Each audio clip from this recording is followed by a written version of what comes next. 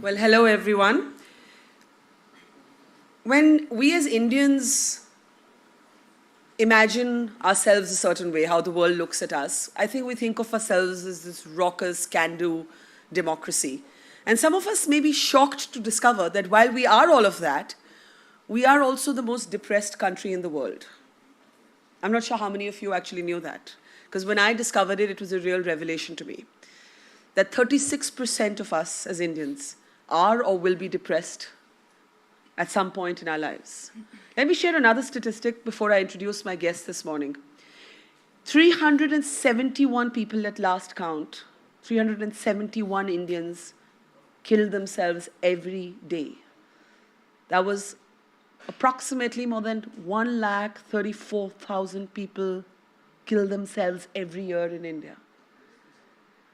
And yet, the irony is that we continue to see depression and mental health issues as some sort of self-indulgence, as some sort of problem of the rich and famous, as not really where the priority of science and medicine should be.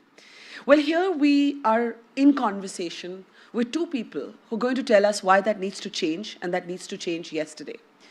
First up, somebody who actually does not need an introduction. We know her from our cinema. She's one of our most celebrated actors. But she's somebody I admire for a different reason, in addition to her star power and her talent. She decided to go public with a deeply personal and intimate story on her own struggle with depression. In fact, in a 1-hour nationally televised interview with me. And then wanted to follow it up with concrete action, so actually created a foundation to help others who grapple with the same issues. And we also have here Dr. Murali Doraiswamy, one of the foremost neuroscientists and doctors from the United States of America, who spent a long time researching the science of the why, what, and how of depression and mental health issues. Deepika, once again, I must compliment you on your courage, because it does take courage, and it takes courage for somebody like you, even more than all of us in this room, to talk about our struggles, because you're in the public gaze. There are 100 things that will be said, that have been said, including really low-level things like, oh, she's probably just doing this to promote her next film, right? And I know, because I was in that conversation with you when you broke your silence on this on television, how difficult it was for you, how painful, how raw when you talk about it. And therefore, I'm going to say sorry, because I am going to, in a sense, put you through that moment again, because there are people in this room who may not be familiar with your own story. So let me start by asking you, when did you know that you were depressed? When did you start calling it depressed? And why did you, this fantastical woman on our screens, decide to go public with something so personal? I think it started with just a feeling. It started with just a feeling of not being completely there, of feeling like, like we spoke about, that pittish feeling in your stomach where, and just breaking down for no reason. And truly just feeling completely lost and not understanding what was happening to me. And I think it was the intervention of my mother, who was visiting me at that time. And I think I lived with it for a while, actually. I was filming a movie at that time, and I had no idea what I was going through. And I'd go to work every day. I'd literally have to pull myself out of bed and go to work. And my mother just happened to visit me, completely different context. And the day she was leaving, I remember breaking down. And I was extremely surprised, actually, today when I think back at how aware she was of what I was going through. And the first thing she did was to call a family friend, and Anna Chandy, who's a counselor. But today when I think back, and of course I was hesitant at that point because I wasn't aware of what I was going through. And at the same time, for me, Anna is someone who's also a family friend. So I think that's where I sought comfort. But at the same time, I don't know if I would have done the same thing if I didn't have, sort of that comfort level. But it was my mother who really sort of identified the symptoms and immediately called her up And in one phone conversation with Anna, she sort of understood what I was going through. But at the same time, I think it's the way she dealt with me and with the situation at that point. She didn't raise any alarms. She made me feel like it was completely normal and okay, and that we will get through this. And then, of course, with her and Dr. Sham Bhatt, who, have worked on me, so I think initially I was also reluctant to take medication. But I think at one point I was just extremely exhausted. I couldn't do it anymore. And I think that's when I decided to I said, okay, let me start medication. Let me accept this help that people are willing to give me. And today there's a lot more awareness. I don't think I can say that I'm completely over it, but it's always a fear at the back of my mind that I might always have a relapse because it's been such a bad experience for me. What was the most, I remember you telling me that you felt that pit in your stomach, you felt empty, you felt directionless, that you would lock yourself in your vanity van and sometimes just cry, and you did not know why you were crying. That sometimes it helped to have people around, but sometimes it was the exact opposite. That sense of being closed in by a crowd when you're feeling isolated within yourself. Yeah, it helped having people I was close to and familiar with. It was comforting to have them around because then I could break down if I felt like, and if I had questions or thoughts in my head, I wouldn't hesitate to ask. But at the same time, if I was in front of the media or at an event, which happened many, many times, that's when I'd feel a bit suffocated because I didn't want to break down in public. And this is before I made up my mind to go public with what I was dealing with. Today, if that happens to me, if I ever go back to that space, and I hope I don't, I don't think I'd think twice about exposing the way I feel. And I think a large part of one's road to recovery is to accept what you're going through and to not challenge it, but to embrace it. And to actually allow your body and your mind to go through that experience and know that there is a road ahead that will get you out of all of this. And it's not an individual, I don't think I could have done it on my own. I think it's very important to have that support system. So while, people credit me for coming out and speaking out, I think it's equally important for caregivers to acknowledge, and for us to acknowledge that it's important for them to be with us on this journey. Now, before I get Dr. Doraiswamy in, I want you to talk a little bit about the continued stigma. The continued stigma associated with mental health issues, with depression in particular. Even today, if I were to be honest, in terms of eliciting responses here, even in this room with very educated, very aware people, in drawing rooms you will hear loose and idle chatter saying, oh, why is Deepika depressed? She has everything. She has money. She's fame. She has talent. She's going places. She's, depression is treated as a indulgence. Like, only people who have no real problems are depressed. So when you came out in that conversation and millions of people saw it online, on television, read about it, were you worried that the people were going to be horribly mean? And were some people horribly mean? No. I don't think anyone was mean, but I didn't even think about it. I didn't think about the repercussions. I think you didn't have a moment of how will this impact my public image? No, not at all. I think for me, the idea really was to just change the way people in India and in the world look at mental illness and, give it the respect that it needs. I think the idea really was to just change the conversation because I had experienced like literally a pre and post. And I lived with it for a couple of months without sharing it with anyone. And then today I feel so much lighter and so much better when I've come out and I've spoken about my journey. And I know a lot of other people who do. There's not a single day where I've probably not met someone who has come up to me and said, thank you for sharing the story. But what's also helped them is the fact that they've then shared their story with someone saying, I know what Deepika's been through because I'm going through the exact same thing, and they instantly feel a lot lighter. What was the toughest thing about that phase of your life? Was it feeling like nobody's going to understand? Was it the sense of losing control? Was it the sense of, surrendering almost? Like you almost have to surrender to it before you can get better. You can't fight it.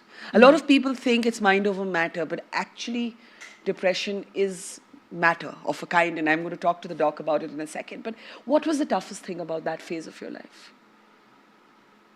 The phase itself.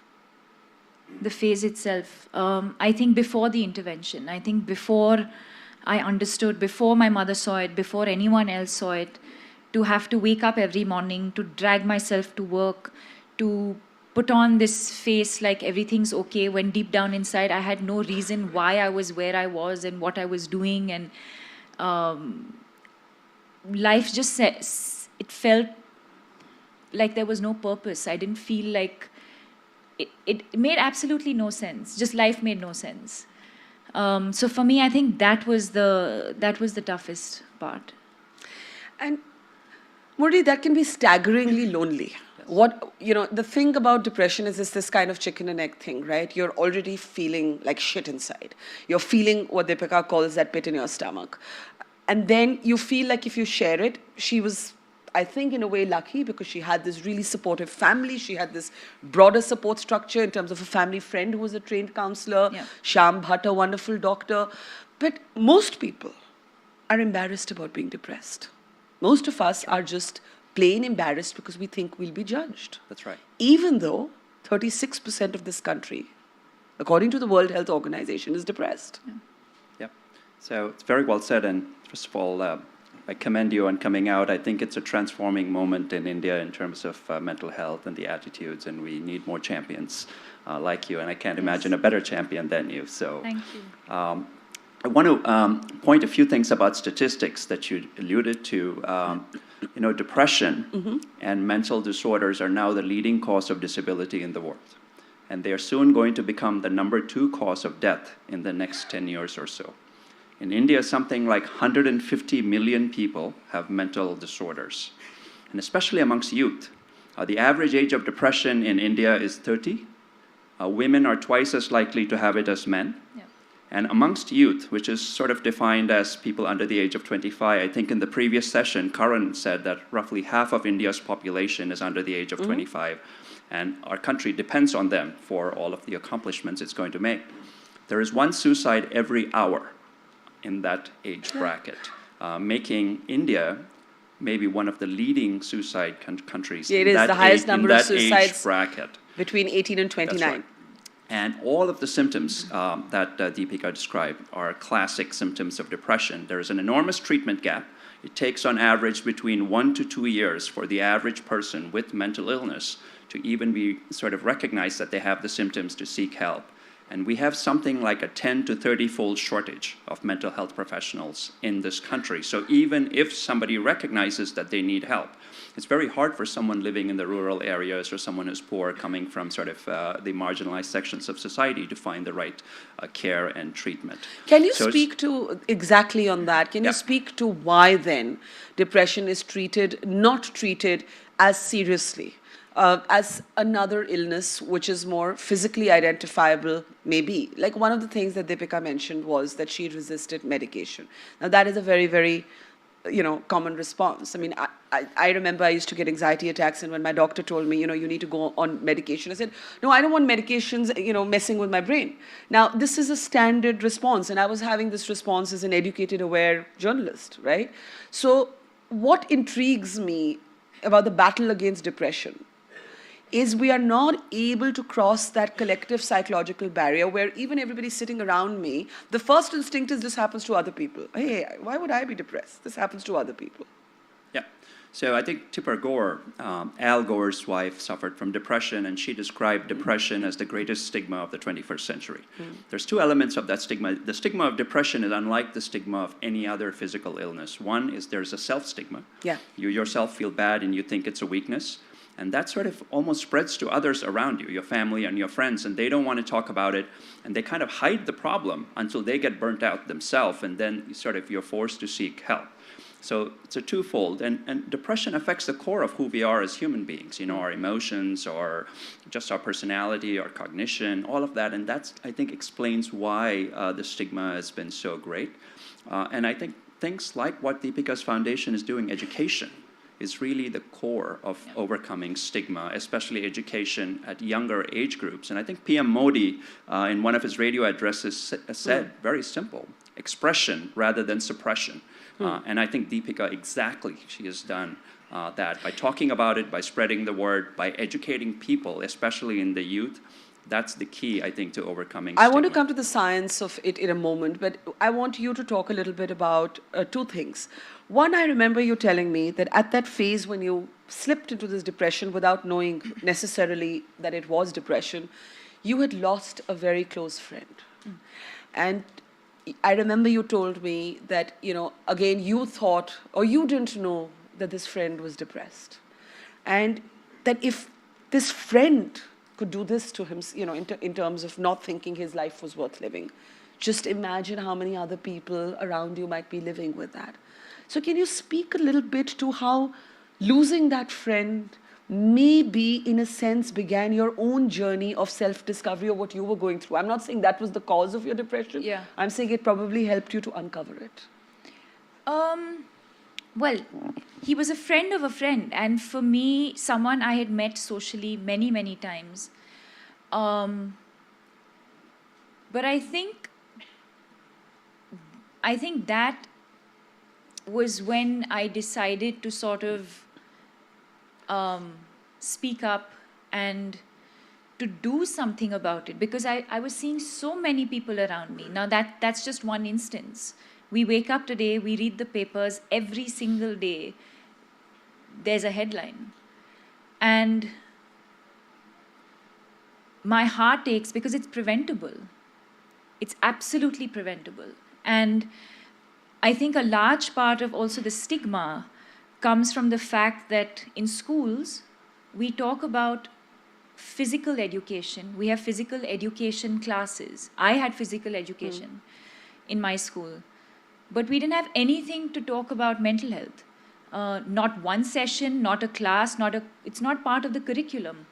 So I think if we included that in the curriculum and we introduce just the idea of the importance of mental health at a school level, there will be no stigma, because it's the same way as a child you're educating me about so many other things. So educate me about the importance of mental health the same way we talk about the importance of physical health.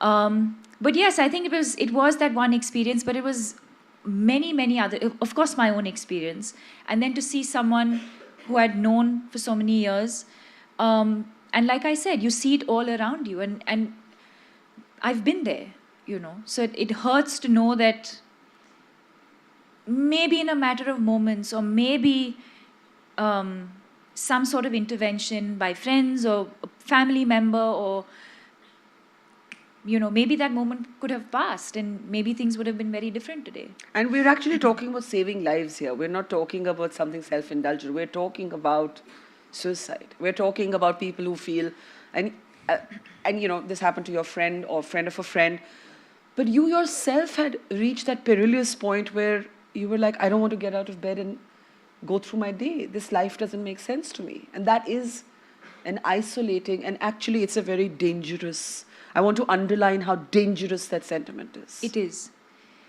I think it's so important, having been there, I think it's so important to identify that moment in your life and to not fight it. It's so important to just accept, embrace, talk to somebody about it. I don't know, correct me if I'm wrong. I don't mind if it's wrong diagnosis. I don't mind if I feel like I'm depressed, but I actually go to a doctor and he feels, or a specialist feels, I'm not depressed. I'd rather be in that space than underestimate what I'm going through.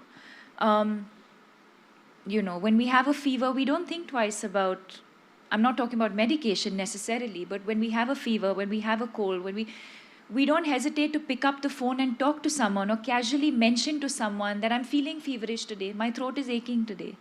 So why don't we talk about how my mind is feeling? I'm not feeling well today. You know, I'm physically fine, but my mind's not there. Why can't we talk about it the same way? So why did you resist the medication? And the reason I'm pushing you on this is because I know Dr. Doraiswamy will bear me out on this. This is the most common. Even people who are able to bring themselves to a doctor and say, help me.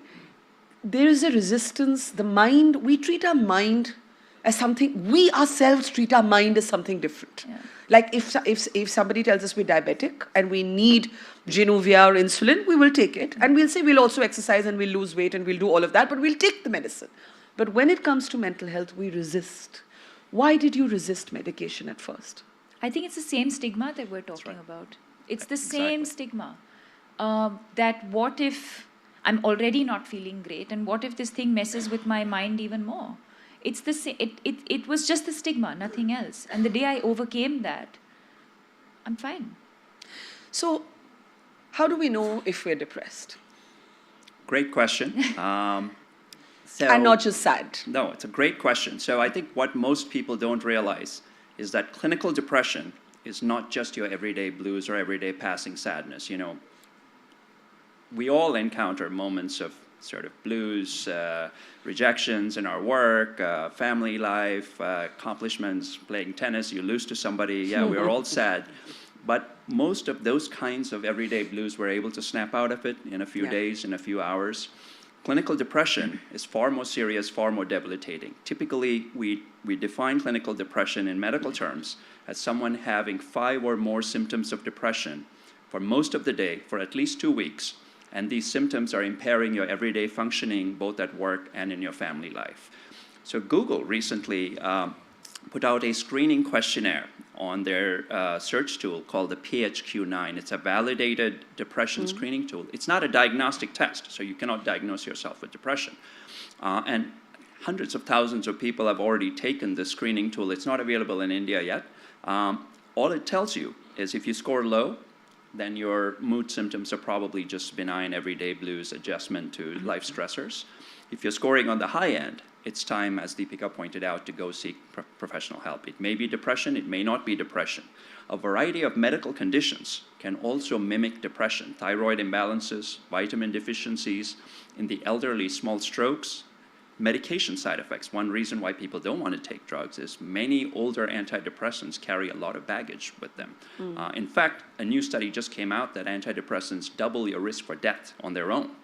So that's the sort of... So then what do we do? Well, so medication is not the solution necessarily for depression. So milder forms of depression can be treated with therapy, can be treated with yoga, exercise, lifestyle changes, environment changes, family support, reducing isolation. There's a variety of things that one can do. But you know, you mentioned Google. And one of the things I want to talk about is the double-edged sword that technology is. Sure. So we live in this most interconnected yet lonelier world than ever before. And we've all heard of this disaster, you know, sort of things like the Blue Whale Challenge that are actually leading young people into this sort of sense of isolation and suicide and death. And the dangers of being alone in a crowd, the dangers of having a relationship only with your phone. Are these things to worry about more today than before? Is it true to say that we're in more danger of being depressed in today's world than we were 30 years ago? Or is it that 30 years ago we simply didn't know what depression was? I don't recall what the newspapers said 30 years ago, but they probably said things like the Sony Walkman would cause depression. I don't know. Maybe. I have no idea. But yes, it's true that... So we actually did a very interesting study. We monitored internet usage amongst a group of freshmen for a whole semester. And just based on their patterns of internet use, we could predict who were depressed and who was not depressed. For example? For example, people who just spend an enormous amount of time just on certain types of video games. You can tell by the color of the Instagram photos whether someone is depressed or not depressed. Explain that. Just people who have depression or who are going to get depression 3 to 4 months from now tend to post darker, more muted colors on Instagram. They don't tend to use the brighter colors. A study just came out like about a week ago. It's not yet, of course, these are not diagnostic tests, but what I'm saying is we have a two-way relationship with technology. Anyone who just spends over too much time with the internet. That's everyone here. Well, not just... We are all depressed by that. No. That screening test, we're all No, failing. no. That's causing sleep problems, which is going to lead to cognitive impairment and dementia late in life. Yeah. So let's not worry about that. That'll be another session. So kids really who are isolated, they're locking themselves up in their room, they're spending an enormous amount of time with video games, those kinds of things. Yes, one needs to consider whether this is worrisome or not. You parents need to really look at what kinds of games they're playing. If they're violent games, if they're all leading to the blue whale kind of thing, then sure, there's risk-taking. Teenage brains are not fully developed. So that's where I think one needs to be worried. On the other hand, I think technology can have a positive role because one, you can increase the access to counseling, and I'm sure your foundation is going to use technology for education. Eventually, we're going to have apps. There's a company in India called Visa that's developed a chatbot to treat depression, and they've done a pilot trial with it, and it actually helps people. So, as I mentioned, we don't have enough counselors. So we can use technology in a positive way to educate children, maybe create gaming, maybe create empathy by having virtual reality experiences where they can understand what it feels like to be depressed. So the new movie, Blade Runner, is going to come out. I may be revealing a plot line. One of the women in the movie actually uses a gadget and says, I'm so happy, I want to see for once what it's like to be depressed. And she's able to put a few pulses through her brain and spend 6 hours in a state of depression to see what depression feels like. And why is this a good thing to have? No, this I'm just app saying, if it exists? I'm not saying, what I'm saying is if you can cultivate empathy, one of the ways of cultivating empathy is to understand what the other person is going to go through. If there is a way for you to understand better what the other person is going through, then sure, that reduces the stigma. Deepika, when you first started taking treatment, and and I'm saying even before the medication, did you find it really difficult to not outsmart your therapist? Because what a lot of us who think of ourselves as reasonably intelligent, we say we know ourselves. We know ourselves, and what are you going to tell me, some stranger sitting on a couch, that I don't already know about myself? Talk a little bit about that process. I mean, how difficult is it to walk into this room and start bearing your soul to another person who, even if in your case was a family friend, there are still barriers. And the thing about taking help for depression, it's a little bit like when we get a surgery. We don't care if our doctor sees us nude because we have to take our clothes off and get that anesthesia and get that treatment. So this is like bearing your soul. It is bearing your soul to somebody. And it's tough. So talk a little bit about that process of getting help and the obstacles you had to jump over within yourself. I think for me, there was the stigma before. Not once you started. Yeah, but Varka, once I made up my mind, once I decided that, I'm done. I can't live like this anymore, and I want to get better. I need to get better. And then it was a deep dive. There's no halfway. I don't know if there is, but it wasn't for me. So the day I decided to then seek help and speak about it and, speak to my parents, speak to my sisters, speak to my doctors, then I'd share everything with them. So there was no... no barriers, no holding back? No. Every question that they asked, everything they wanted to know, past, present, whatever they wanted to know, I shared everything with them. But that's unusual because a lot of people, even if they're able to cross the first hurdle, I don't know if you can bear me out on this, the second step is tough, right? So you say, okay, I'm depressed, I'm enlightened enough to know that this is a problem, I need help. But do I really want one person to know everything intimate? When I say intimate, I mean things in my head that I may not have shared even with my parents or my sister. But I now need to share with this doctor to get help. No, I think it's a very important point. Deepika, of course, was working with people you already knew and trusted and highly qualified individuals. So part of what you're talking about is called the therapeutic alliance. And it's the job of a skilled counselor or a psychiatrist to establish that alliance. And you have to get a read on the person. So, there's a saying in medicine, you don't treat the disease, you treat the person who has the disease. You want to know, is this person open-minded to a biological view of depression? Is this person open-minded to more a psychological view? What are the triggering factors? What are the positive strengths? What are the weaknesses? You want to boost the positive strengths of the person to make them feel comfortable.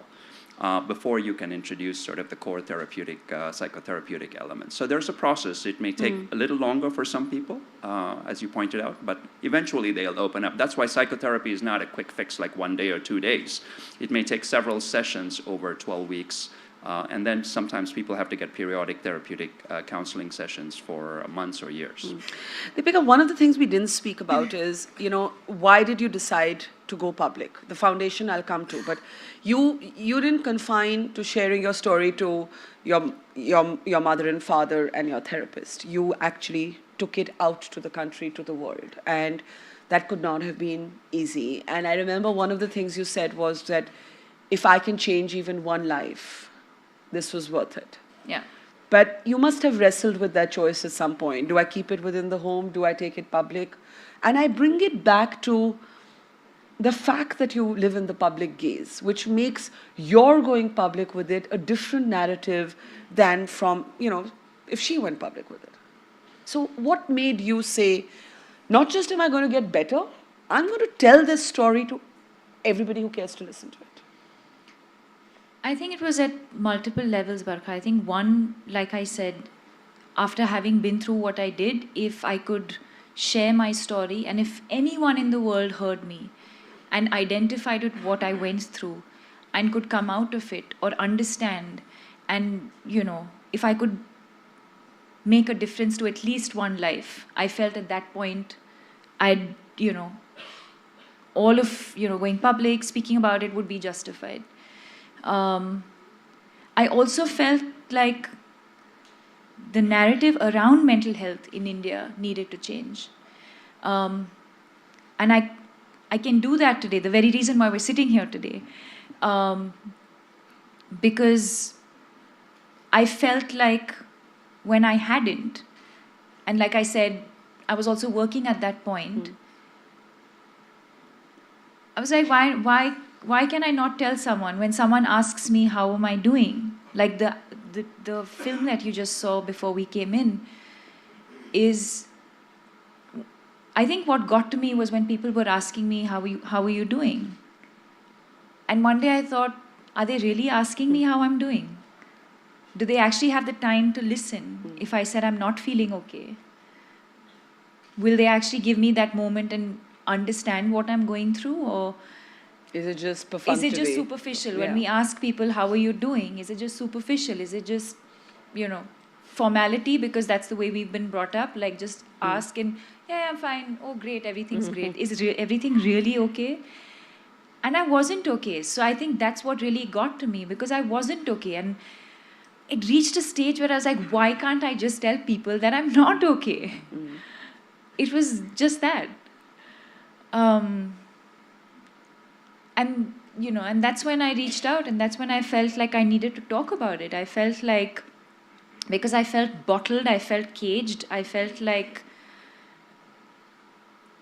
I needed to fly or swim or just not be boxed and to feel free, and I feel so free today.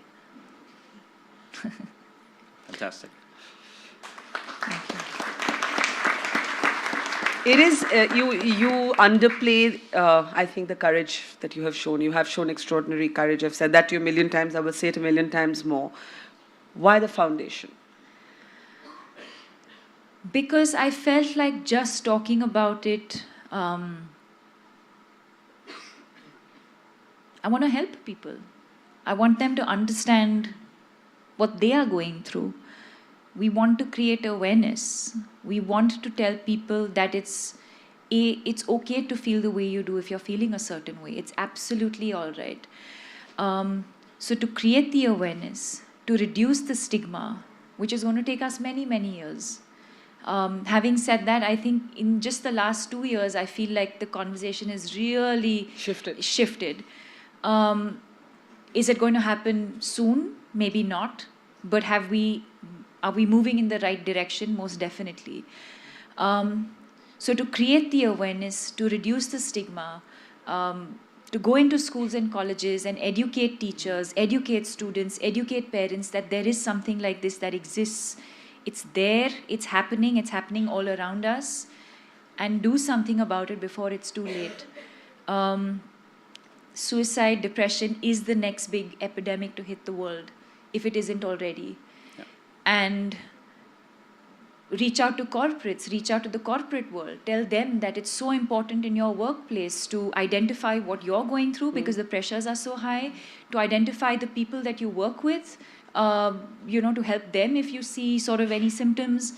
I think basically just to create the awareness, and hopefully one day, we also want to be the happiest country in the world. We don't want to be the most depressed. We don't want to be the country with the highest suicide rate in the world. So workplace, we are at the India Economic Summit at the World Economic Forum. It is a question for workplaces. We are entitled to medical leave, but I don't know that workplaces offer medical leave for depression. No. Yeah. This discrimination is part of the stigma again. You'd call it discrimination? I think so. There's no other word, that I can use for it. Look, at the end of the day, there's no economic wellness without mental wellness.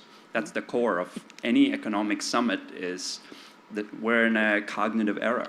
It's not the building of a company that has real value, it's the cognitive skills of their employers. And ultimately, you can't perform if you're not well. So any company that's sort of short-sighted and doesn't offer leave or for mental health, or doesn't offer insurance for mental health, I think it's shooting itself in the foot. Yeah. So the World Economic Forum has actually developed a toolkit for businesses focused on depression. They've actually done pilot studies at a number of companies around the world. So if anybody here is interested, any corporates here in the audience are interested, that would be a useful resource. What would you advise people in charge at workspaces? What does the foundation, Deepika, for example, encourage? What do you say to an employer? Let's say there's an employer in this room and she or he want to know, my colleague comes to me and she says, I'm depressed. Right. What should be my professional yet empathetic response at the workspace? So to the individual, or are you talking about at a corporate as policy a policy level? But I'm just taking an individual example. But what would you advise on policy? Well, as policy level, first of all, I think public-private partnerships are going to be very key, so they could partner with a foundation. There are plenty of foundations. There's Banyan, there's Spark, there's Deepika's foundation.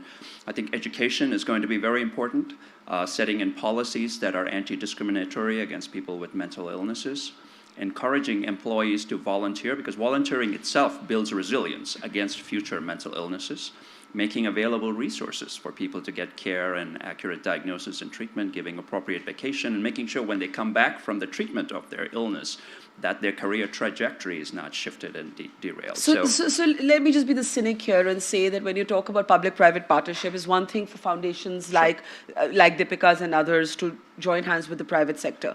But when you talk about people who don't have resources, who don't have money, the like poor. Small businesses? You mean? No, Okay. Rural India Rural or poor people.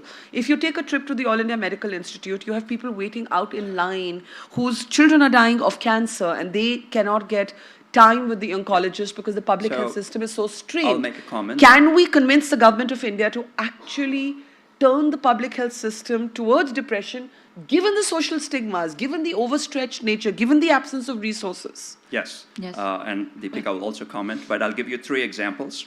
In the US, about 10 years ago, the FCC, which is the Federal Communications Commission, introduced a new Lifeline Act, which made sure that smartphones were available to every poor person in the US to call. The city of Birmingham in London created a public-private partnership with about 20 companies, raised $125 million, started a 24/7 hotline for college students and high school students to call in on mental health issues. They also started a special college where people who have mental health and drop out of colleges can catch up with their curriculum and go back to the original college. New York City has started a $30 million public-private partnership to take care of mental health amongst the homeless and amongst the poor. So yes, it's entirely possible. There are hundreds of corporates here who would be glad to support such an endeavor, but maybe you want to add to that. No, I think similarly, I think it's important for people at workplaces, policymakers to sort of,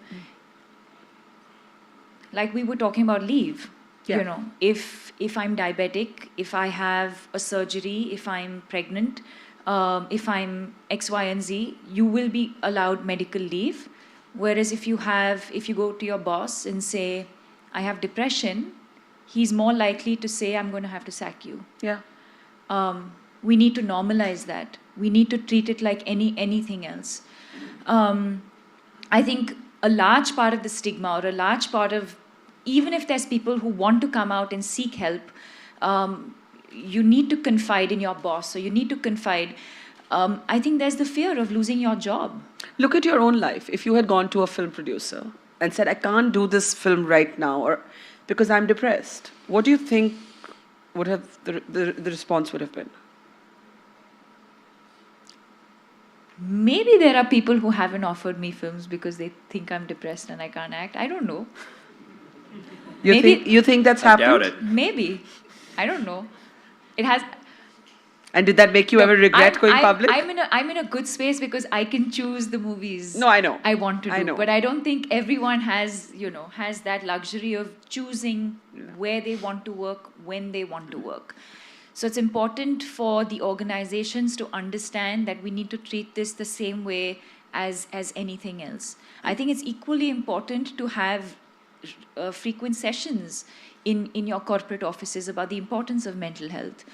I think it's important to have a tie-up with a counselor, or maybe have an in-house counselor, or maybe not a psychiatrist, but it's important to have an in-house counselor when your staff is burnt out, they need to talk, they want to speak to someone, somebody's there, or at least make them aware that they should. And I feel today it's important to just seek help of a counselor anyway, because our lives are so fast-paced with technology, with so much going on in the world. I don't think there's any harm in just seeing a counselor anyway, because... Did you continue to see a counselor even after you got better? Yeah, on and off. Whenever you needed to. I know a lot of my friends who've never experienced anxiety or depression, but it's very important for them to see a counselor, to see their counselor every now and then. A lot of people do. And we need to normalize that as well. A lot of people say, I have a meeting. You lie about it. I'm in the middle of something, I'll call you back. Or just lie and say, I went to a general practitioner. Yeah. We need to normalize it. It has to be as normal as anything else. So I'm going to open this up. I don't know how we're doing on time, actually, if somebody can tell me, but we've got 10 minutes. The cultural dimension, doctor, because this therapist thing reminded me that, a friend of mine recently said to somebody who said, I've got a meeting with my nutritionist at 1 and my counselor at 2, that you're really living the American life. Now this was right. But there is a cultural dimension to it. Like in India, we think of these things incorrectly as these Western imports into our country. So I want you to speak briefly on that. And actually, I'm seeing Anna Chandy here, who's actually Deepika's counselor, so I want to bring her into the conversation. Sure. But just on that thing of the cultural dimension. Culture is very important, and all treatment and diagnosis has to be culture appropriate. There are many, many psychiatric disorders that would be viewed as abnormal in one culture that are normal in another culture. I'll give you an example, which is somewhat not pertinent here, but there's a condition called Williams syndrome, where people are born with this genetic condition. They don't discriminate at all. They treat individuals of all races as equal. Of course, in countries where there's a lot of racial discrimination, that would be seen as a good thing. In America, for example, people see people with Williams syndrome as something very great. In other countries where there's sharp class distinctions, people see Williams syndrome kids as very abnormal. So apply that to depression. So depression has to be treated in a cultural context. You cannot treat depression outside of the culture. You have to diagnose it. But sometimes you have to push the boundaries of what is culture appropriate as well, right? It was not part of Indian urban culture even 20 years ago to go and see a therapist. Right. But today there is a greater acceptance. So culture is not static either. Sure. But that's not to say that American or Western psychotherapy is the only solution. There is a variety of Indian and hybrid techniques that are very important if someone believes in the Bhagavad Gita. People may not realize Bhagavad Gita was the original psychotherapy session, the crisis psychotherapy session, right? So yoga, meditation, all of those are very powerful. I think it's a misconception that you have to go with the Western psychotherapy. We've done studies, others have done studies that yoga is just as effective. And there's a variety of other techniques as well. It's an entire lifestyle change, if I may say. My life, literally pre and post, my life post-depression is very, very different from my life before. What's the biggest difference? I take care of myself and I don't feel guilty about it. But didn't you always, like as an actor, take care of yourself? Or do you mean beyond physically taking care of yourself? It's absolutely not in terms Related of physical appearance, but it's important to, and especially with women in India, I feel that there's a lot of guilt attached with taking care of yourself and doing things for yourself, because we're constantly playing roles and constantly doing things for other people. And the minute you take that 1 hour off because you want to go and see your friends for lunch, there's suddenly so much guilt.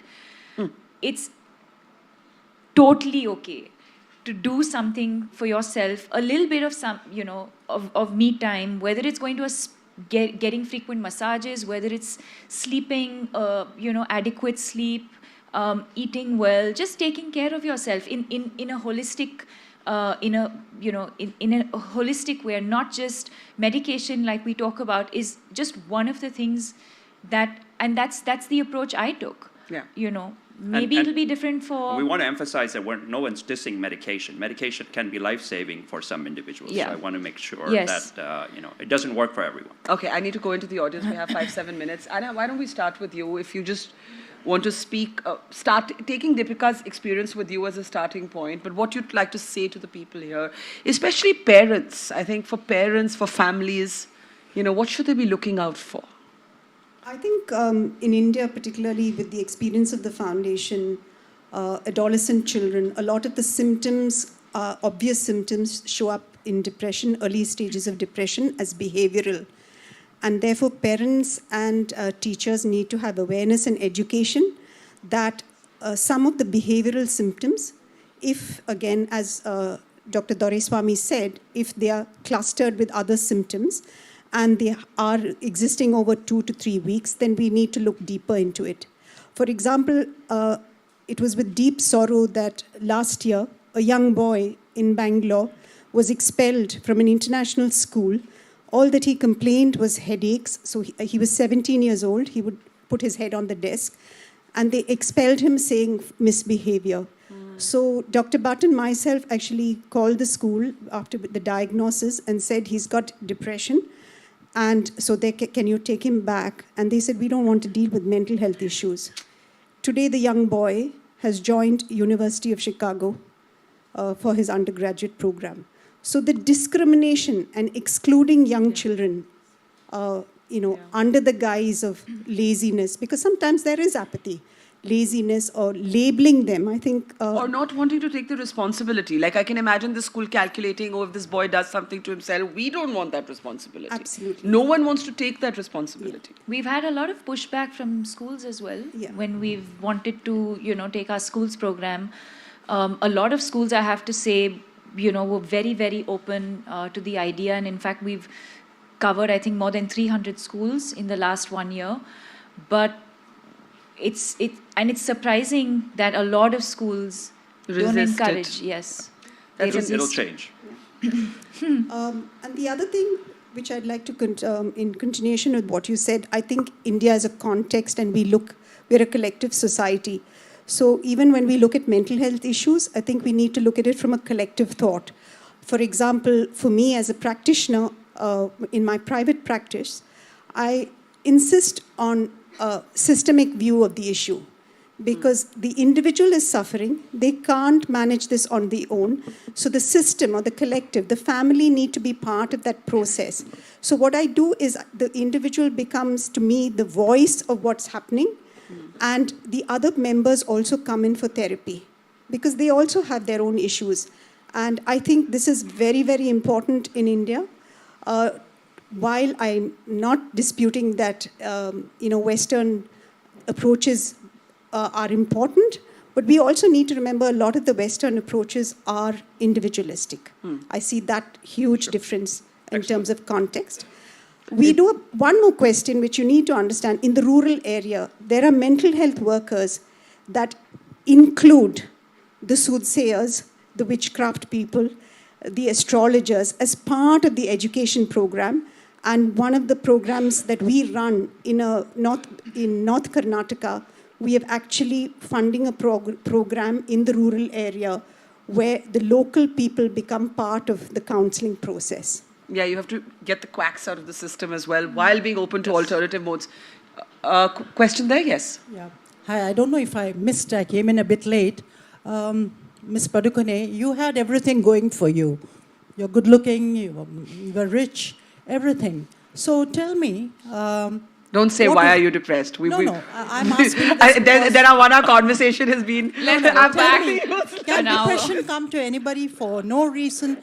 Because somebody who has everything going for her, why should she get depressed? I'm asking this not from a personal point of view, because I know of some people or somebody that is going through depression, and I'm not able to figure out what's the reason. Right. So I think I'm Dr. asking you, Murali would be the right person to answer that question. But can I just preface here, because you did come in late, ma'am, and one of the things we did discuss was that this is the response that actually hems people in, that you've got everything, why are you depressed? Well, nobody wants to be depressed, right? So it's not like you're wishing it on yourself to be depressed. So we don't fully understand the biological roots, but there are biological triggers. Could be partly genetic, partly a mix of some psychological, social, and biochemical factors. If there was a way that I could have scanned, her brain at the time that you were feeling empty, sad, maybe we would have seen some changes in biochemical circuits, etc.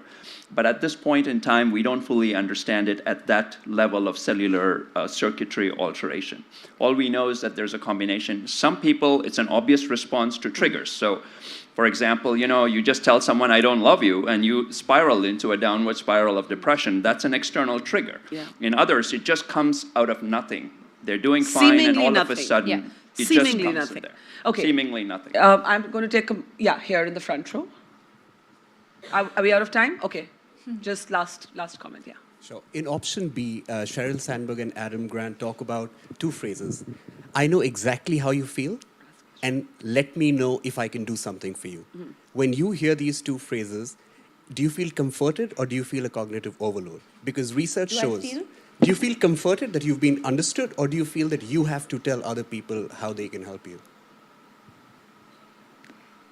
It's a bit of a confusing question, yeah. Do I feel comforted when somebody asks me?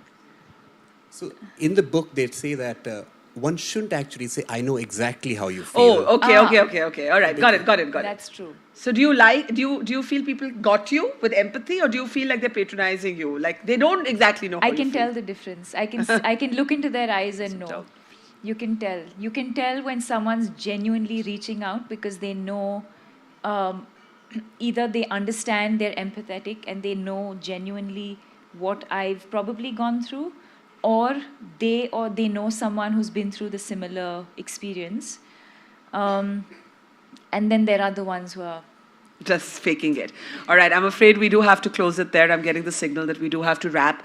I think it is fair to say that Deepika's public accounting or chronicling of her own story is not just brave, but it has a purpose to it. Let's just say that the foundation, the telling of the story is a purpose, that the next time somebody says to you that they are depressed, please treat them with the respect that sentiment, that ailment, it is an ailment. And it is treatable to some degree, preventable to some degree, like any other physical ailment. And that would perhaps be the biggest service we can do to people like Deepika and Dr. Doraiswamy who work in this area. Let's have a round of applause for our guests today. Thank you very much. And to you for brilliant moderation. Thank you. no doubt about that.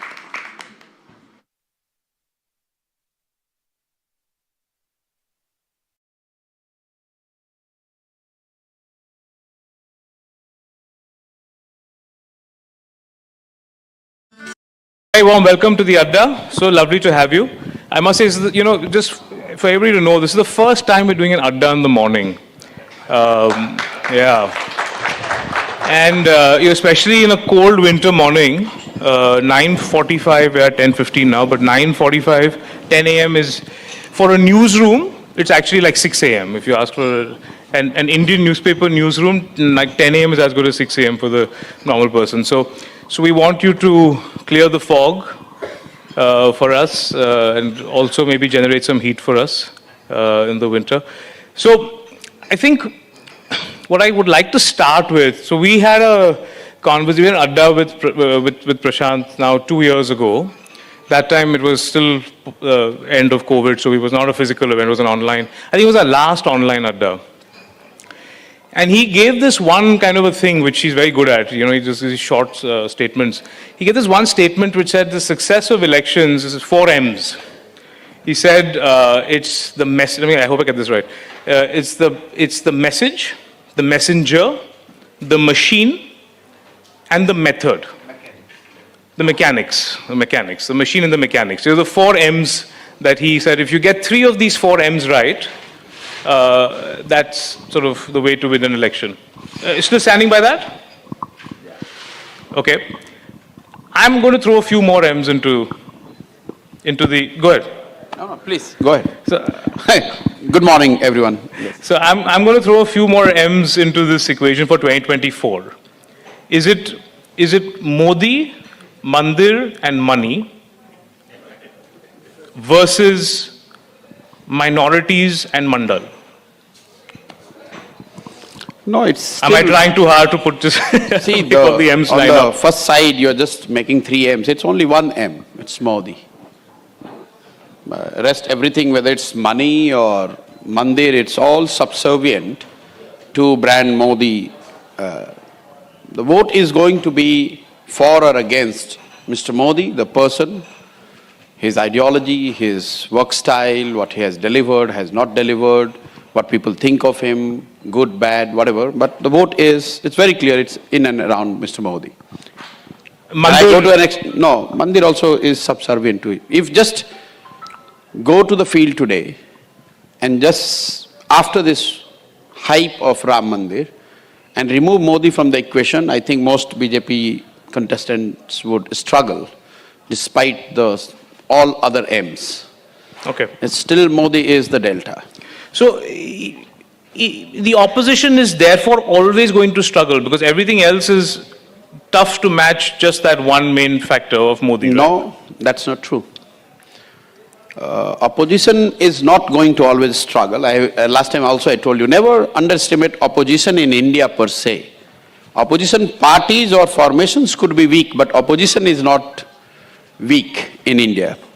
Just to give you a little longish answer, but your audience should understand this. A lot of us, we think that in last 9-10 years, opposition has been weak and Modi-led BJP had one-way run to the power and control, complete control. That's not true.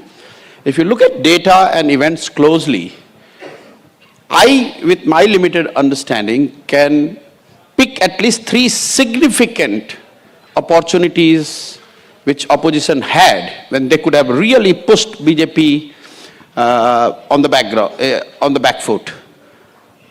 The first one started right early in 2015. A lot of us, we have forgotten. The government was still new. They were still to find their feet. There was nothing much to write home except for early success of Jan Dhan and a little bit of ground chatter about Swachh Bharat and yoga.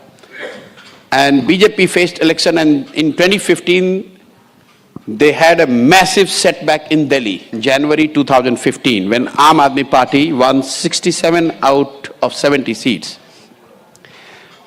That followed up, the moment came in November 2015 when the first experiment of all opposition parties coming together against BJP happened successfully in much talked about Bihar election. So the first moment opposition had against this dispensation was November 2015 and the following months, when on the back of the Delhi defeat, BJP was defeated in Bihar, government was yet to find its feet, and this is the first time when senior leadership in last 10 years has gone public again criticizing or questioning at least the leadership of the present BJP dispensation. But what happened post Bihar, 4 months BJP went on to lose Bengal, Tamil Nadu and all other elections, but they saved by Assam. So Assam was one thing which allowed them to come back, and then they went on to win Bihar. So the first phase for opposition was November 2015, they could have easily got back into action. But at that time, most of the opposition leaders would say they were chilling that Modi has just come, sooner he will become unpopular and we will have our days back. So that was the first big missed opportunity. The second one came immediately after demonetization. Demonetization led to massive unrest, economic unrest, stagnation on rural wages and farm distress. And that was reflected in the political developments in 17-18, where on the back of this demonetization-led economic distress, massive social uprising in Gujarat, particularly the Patel Andolan, so much so that a weakened Congress almost went on to defeat BJP, if you remember, in this November-December 2017. BJP lost Karnataka, then they went on to lose 3 states, Rajasthan, Chhattisgarh, Madhya Pradesh. So the whole year, like 2015, they didn't have single victory. Between January 2014 to May 2015, almost 15 months, first episode, BJP did not get any victory. Somehow they just managed Assam, and which was purely a mistake of Congress that time. They did not handle their internal affairs correctly. They went with old guard, Mr. Gogoi, who was facing 3-term incumbency, and that allowed BJP to come back. Similarly, in this phase, which started post-demonetization, and data will tell you, economy was in trouble, there was rural unrest, farmers' distress, rural wages stagnated, and on top of that, political setback in Gujarat, then Karnataka, Madhya Pradesh, Chhattisgarh, Rajasthan. Everything BJP lost. But Congress made major mistakes again, because in what happened in following 4 months, they missed out on taking on 2 key allies of NDA of that time. One was ever-changing Nitish Kumar and Shiv Sena. If you go dig deeper, your political journalists, reporters will tell you that both Shiv Sena and Nitish Kumar were almost willing to shift to the UPA side. The second mistake Congress did in election going into 2019, they did not join the alliance of BSP-SP, which was a formidable thing in UP. If Congress would have joined that alliance, it would have made a difference, at least to another 15-20 seats. And so they allowed this second thing to go. And they thought that Chaukidar Chor they looked Rafael as the next before. So this was the second missed opportunity. Mark you, every episode I'm mentioning, it's a 15 months period.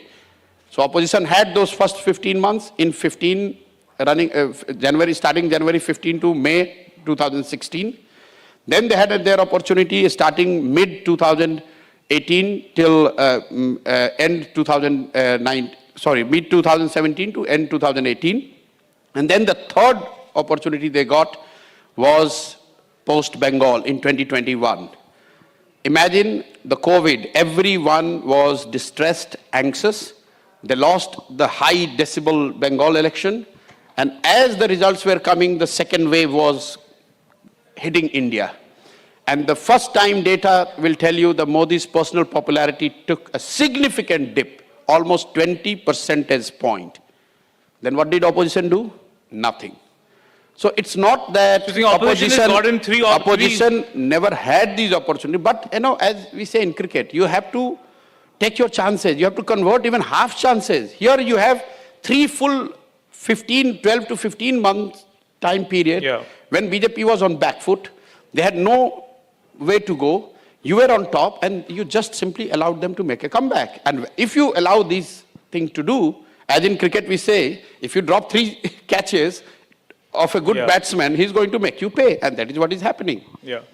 So please don't say that BJP has not been under pressure.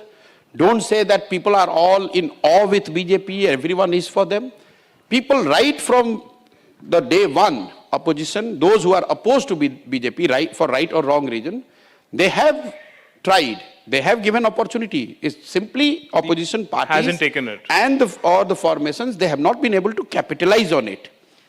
And that's why they are facing a situation where, to many of us, is looking that there is no way out, at least in near term, in next 5 to 6 months' time.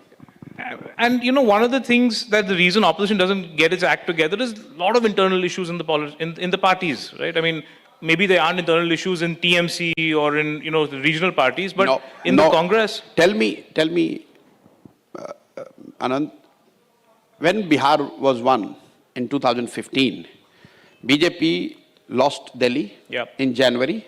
They lost in November 2015 Bihar. So whole year they did not win a single election. BJP senior leadership of that time, they went public, please check the records. They questioned the leadership style and how BJP is now run. Fast forward 4 months, they lost Bengal, they lost Tamil Nadu, all 4 states, but for Assam. Just imagine if Congress would have been able to held ground in Assam. What did it require? It required Congress at that time to manage their internal affairs, Gogoi versus Hemant Biswa Sarma, little better. Again, I will give in tennis, in a 5-hour match, there is 1 point which you miss and you lose. So what if I was... So it's not only a function of, too many parties, too many contracts. It was at that time, I remember distinctly, meeting Congress leadership. I came with Mr. Nitish Kumar at that time, and we were literally begging them that please, for God's sake, put your effort in Assam. BJP must not win Assam. If that happens, then it will be a major setback. They did not put their act together. No, and it was only for Congress to win Assam or to hold Assam. No, but so I think the internal issues is one of the reasons that the opposition is not getting its act together. What you're also saying is that it's a leadership failure. When you get a chance, you have to make it count. But as simple as this. But aren't there also internal issues in the BJP?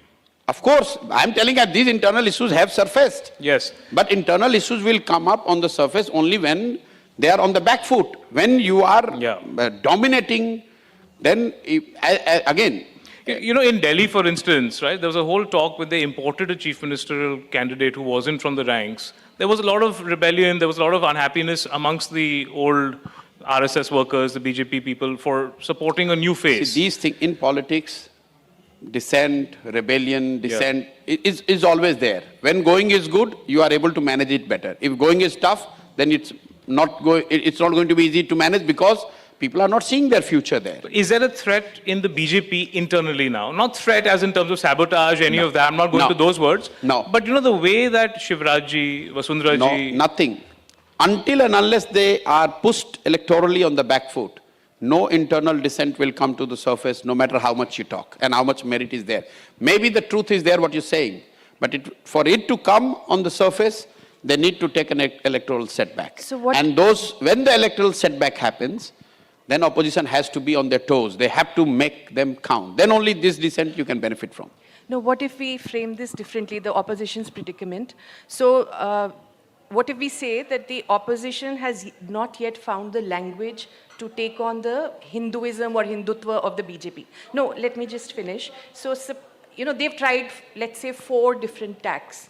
One is they've said caste, mandal. Second, they've said secular concerns, whether it's COVID or it's unemployment or it's price rise. Third, they've said,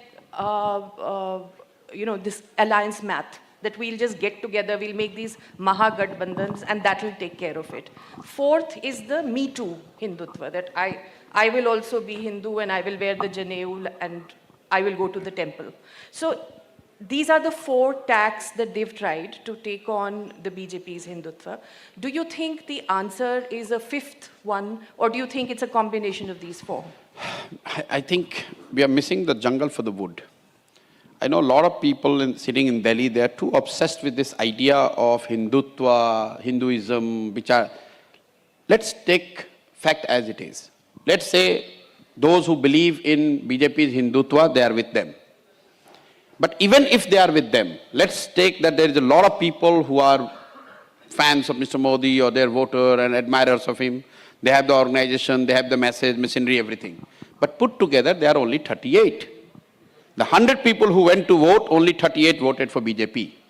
The remaining 62, despite the message, despite Hindutva, despite organization, despite the muscle, electoral and financial muscle, they were still opposed to BJP. Now the challenge is to how to get the majority of this 62.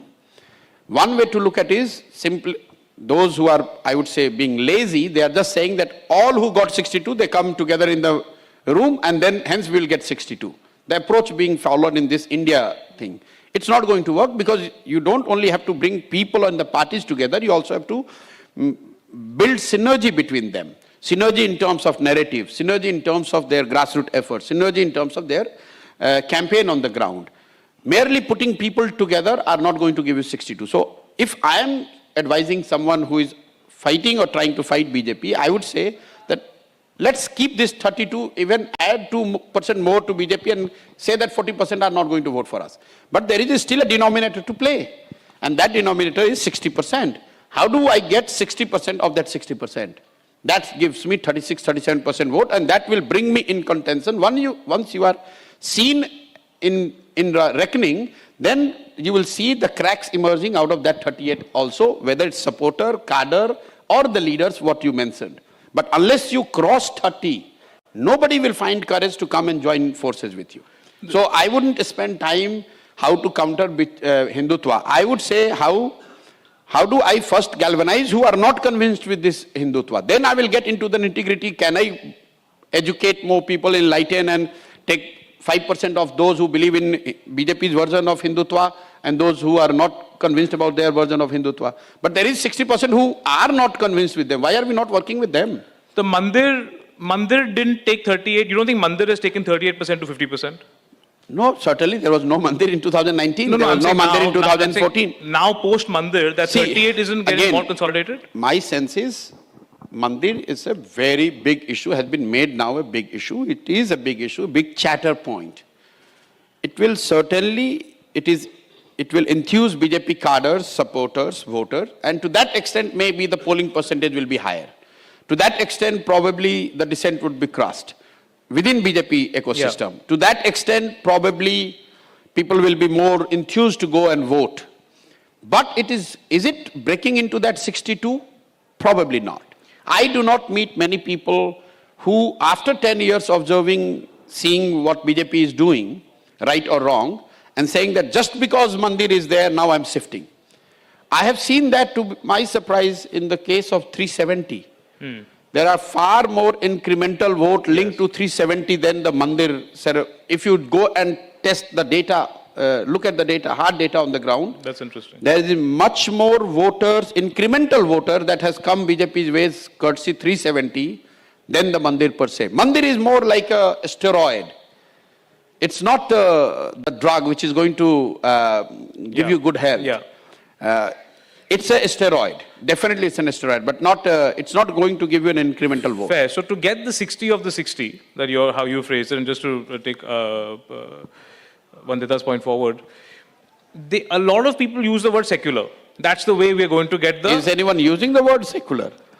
Sometimes I struggle, I don't find it... No, so the word secular actually become a bad word now, because if the opposition uses it, it's used against them. If the government uses it against them... Opposition is not losing because of use or not using secular. Opposition is losing because simply they are not up to the task. They have been, sorry to say, they have been lazy. 5 years, you make India Alliance. Just take this example. You made India Alliance for whatever it is worth. You made 9 months before general election. Tell me what prevented all these wise men and women who are running the opposition party and part of India Alliance to do the same thing 2 years back or immediately after Bengal, when chips were down for BJP. That was the time for you to make India Alliance if you believed in this. Assume that you forgot 2 years. You were roaming around in the world. You were not concerned about that. You thought general election is very far off. Imagine Mr. Modi would have started the Mandir whole making schedule would have done 2 years back to match it with this January thing. Yes. Now you are crying foul, oh, he has planned it so close to the general election, this, that. But he has planned 2 years back. And what did you do? 2 years back you were thinking, okay, we will do it when the general election comes.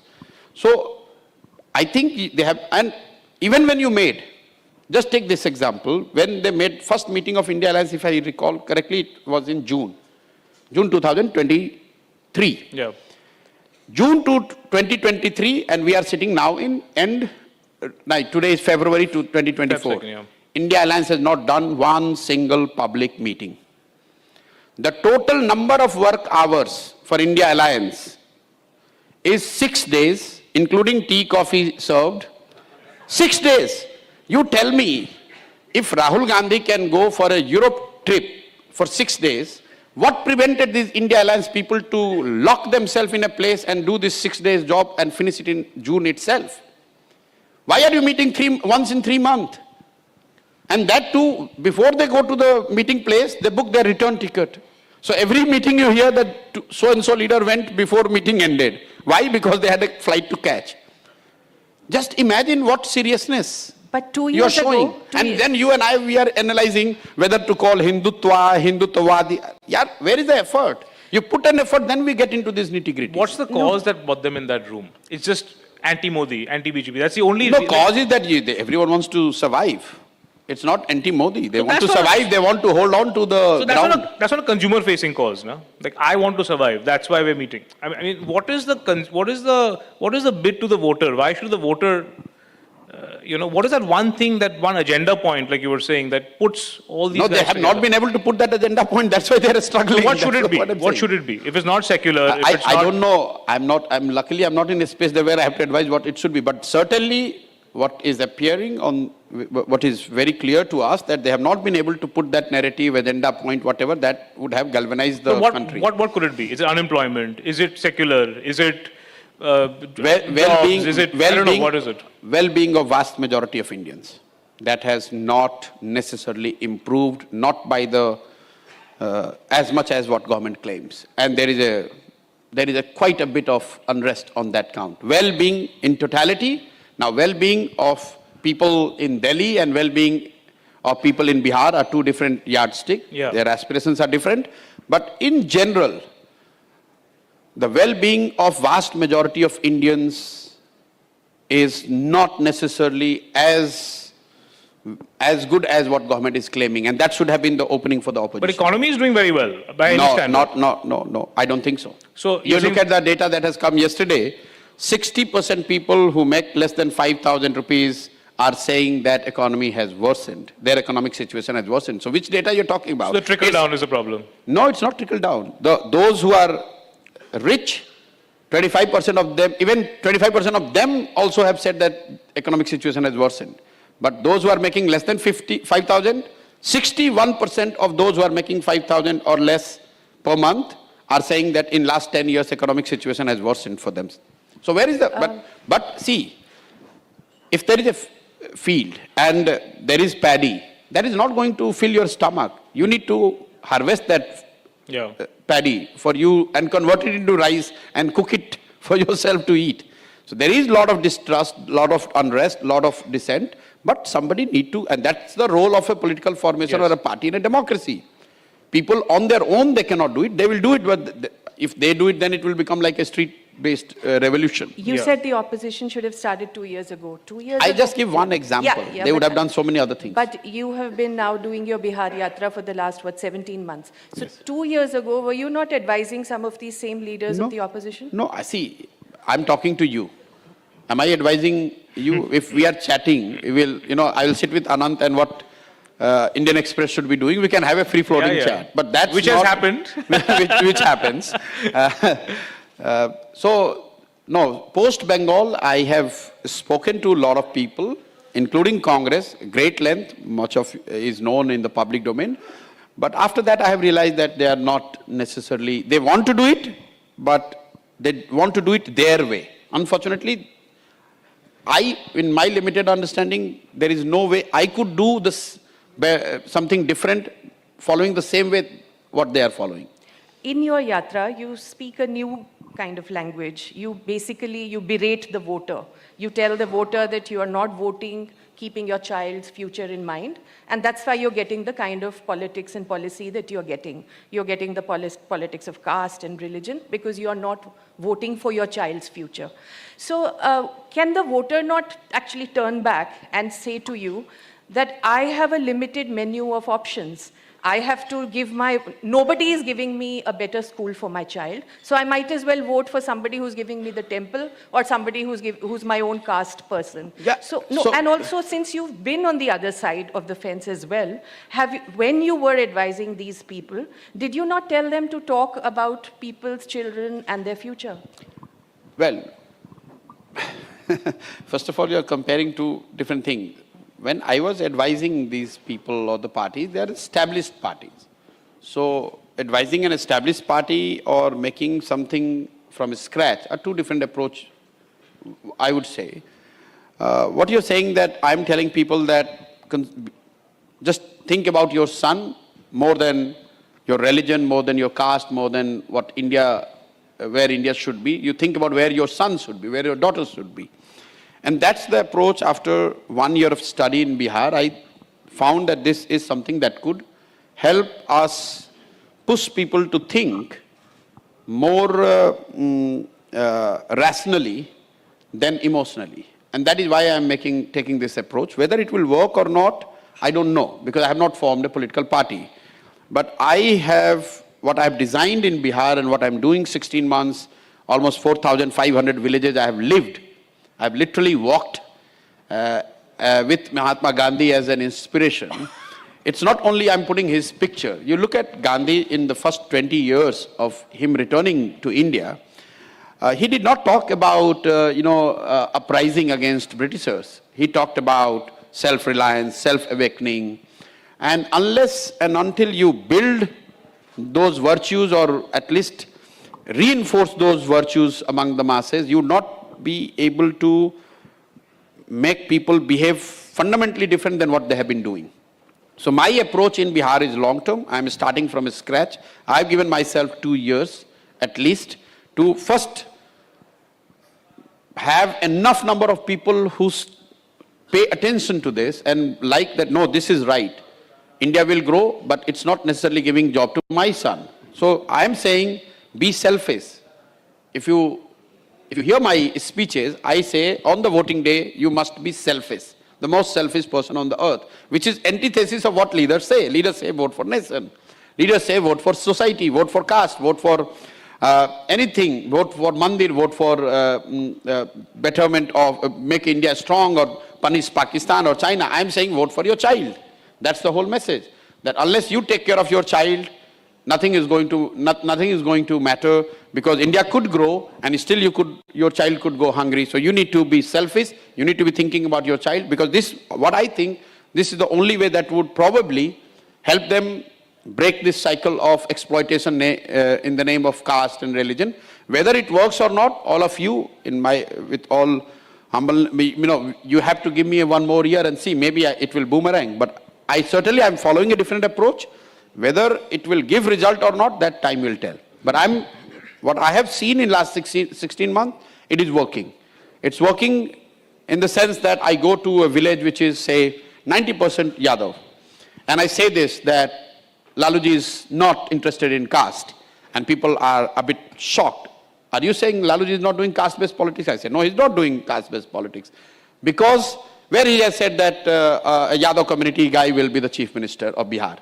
He is saying that my son will be the chief minister of Bihar. All Yadavs should vote for me. So it is not a caste-based politics. It's a politics based on politics for his son. So if Laluji is entitled to take care of his son or be bothered about his son more than the community, you as Yadav are also entitled to first think about your son, then thinking about the other community, and people love it. And I see it visually, people love it. They don't, otherwise I would have been thrown out. If I say this thing, that Laluji is doing politics for his son, you say this in Bihar, before me, people would have said that, you'd be chased from the village. And I move without security. I don't take any assistance. I do this free-floating discussion on the roadside, and nobody has uttered a single word, derogatory word. Whether they will vote for me when we'll form the party, that's a different story. But there is so much appreciation which I hear and see and feel. And again, I say it's an hypothesis which we are trying to test. I'm willing to give my 3 years of my life to test it. But if it works, it can give you dramatically different result than what people have been seeing till now. We can spend some time on how much the voters' thought process has changed in the last 10, 12 years, since you've been advising and till now you're actually becoming an activist yourself. has anything changed? Because, we all believe that the voter is very with us or against us. You're either pro-Hindu, you're anti-Hindu, you're pro-minority, you're pro-caste, you're pro-your caste, you're not your caste. So has what the voter wants from the politician, has that changed, or is it still the same that's always been? Wohi roti, kapda, makan, mera kya? See, the voters are not separate class. They are merely reflection of society. They are a subset of society. Yes. So as society change, the voters will also change. If earlier society was consuming information through inlands and postcards, today in society we are consuming more information through Facebook, Insta and Google. So voters are also consuming. The voters are not different entities. If there is caste in society, then there will be caste in politics. If there is decline in moral values in society, you will see that happening in politics as well. So I do not see it as a standalone phenomena that voters are, it's not that I understand. Me, Prashant Kishore, as an individual would have a different rules to live my life, and as a voter I would have a different rules to live by. If I am in society, people are getting more radical, it will also reflect in the voter's behavior. But Broad trend, if I look at real macro data, I don't see a major shift, behavioral shift or ideological shift in India. Even for this Hindutva thing and some of the news that comes that disturbs a lot of people, it's not new thing. This Hindu-Muslim divide is not something that has started happening in last 4 years or 10 years. This was always there, almost like more than a century ago. It's just that some of those elements who otherwise were not saying these things or doing these things on the street are finding or getting emboldened in a supportive environment to come and say those things more loudly on social media or on the streets. But it was always there in society. Some of the ideological, I would say, fault lines between Hindu-Muslim always existed. Leaders of that time, sometimes they managed it well, sometimes they inflate it. But I wouldn't say that just because BJP is in power, now Hindus have started hating Muslims or Muslims are less trusting Hindus. That's not the case. It was always there. Some elements of them are feeling emboldened in a support, quote unquote, in a what would be seen as a somewhat supportive environment for such utterances and acts on the street. To what degree has society changed by the leader, and to what degree has the leader reacted to what society has changed? So to some degree, every political leader says, now this is hawa yahan pe chal rahi hai, so we have to talk about this issue, or we have to capture that. See, this is to some degree, is he able to actually move the needle on how society thinks only? Not really. Data is not supportive of that. Look at how much vote share. Forget about when you, from morning to evening, you are watching these Hindi news channels, which are just propagating only one, all the news channels are just propagating one line. Just look at the hard data. BJP has got 38% vote in last election in 2019. That was their peak, at least till now. In India, we have 80% Hindus.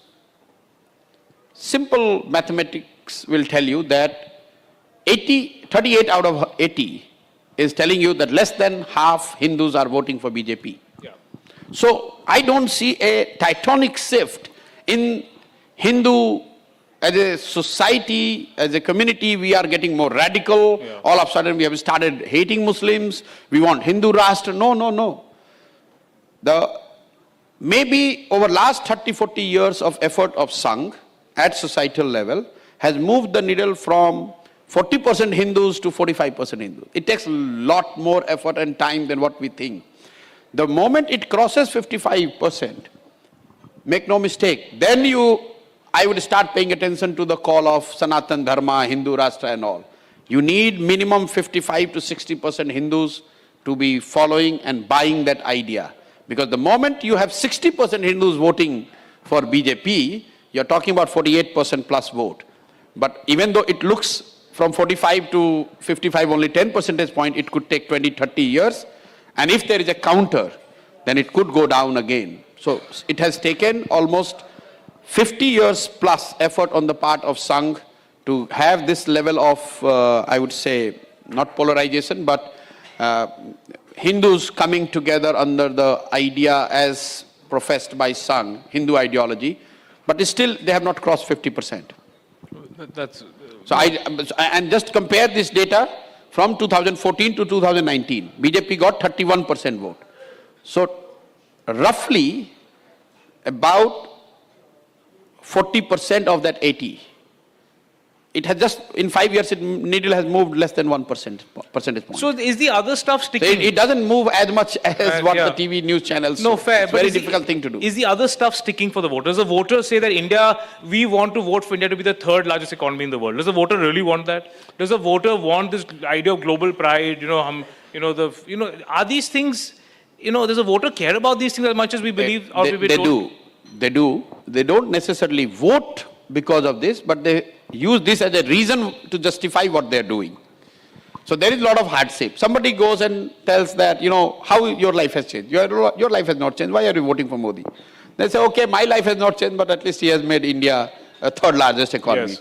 So these reasons, people use more to justify their voting behavior rather than being guided that, oh, India is going to be third largest economy. Till date I was voting for communists, now I'll vote for BJP. It doesn't work that way.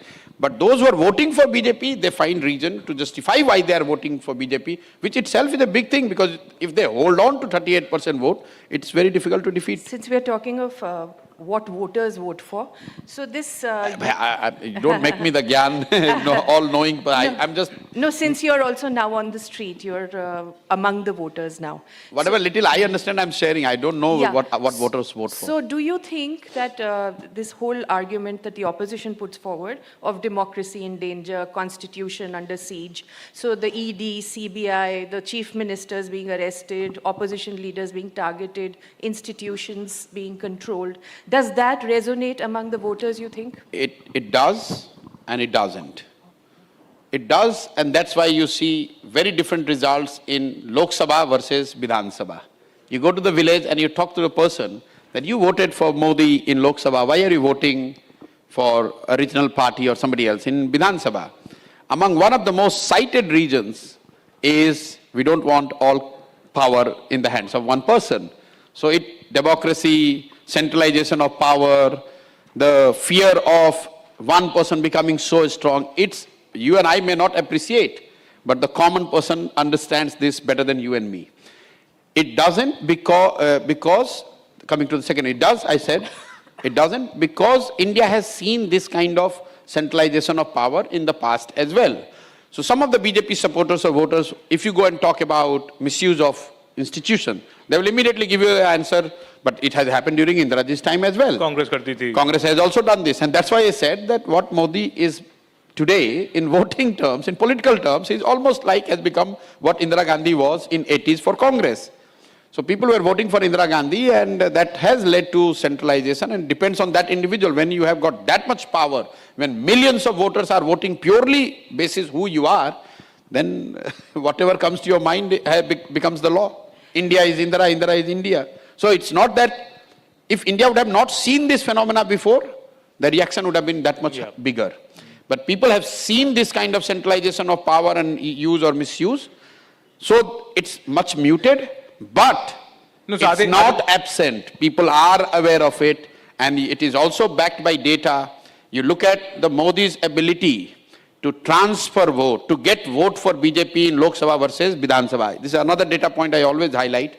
Between 2014 to 2019, BJP's underperformance in assembly elections was close to 3 percentage points, meaning BJP, despite Mr. Modi's campaigning aggressively, talking about double engine and that vote is coming to me, BJP underperformed by 3 percentage points. Between 2019 to now, the BJP underperformance in assembly is almost reaching now 9 percentage points. So what does it tell you? Between 2014 and 19, people were blindly voting not only for Modi, also to his call, whoever he wanted people to vote for. It's going down. It's going down for two reasons. First, some of who he asked people to vote for, they did not deliver in the eyes of people. Second, his own charisma probably has taken a little bit of hit. And third, of what we said, people don't want they are seeing the sign of somebody becoming too strong, so sometimes in their head they are balancing it. It doesn't appear that in a obvious, But at a macro level, it is the balancing on the part of the people. That's how I see it. But then shouldn't BJP and Modi therefore bank more on the local leaders like a Vasundhara ji, like a Shivraj ji, like a Yogi ji, rather than You can't be Sehwag and Dravid at the same time. You decided what you want to be. And, Can you not and you can't be a Sonia Gandhi and Indira Gandhi at the same time. Indira Gandhi had her own style and that worked. Sonia Gandhi had her own style that worked, but they were for the same party, same ideology, same set of people, they had a very distinct approach. Similarly, what Modi has opted is very different than what Vajpayee ji has opted for. Vajpayee Advani era and Modi Shah era is very different.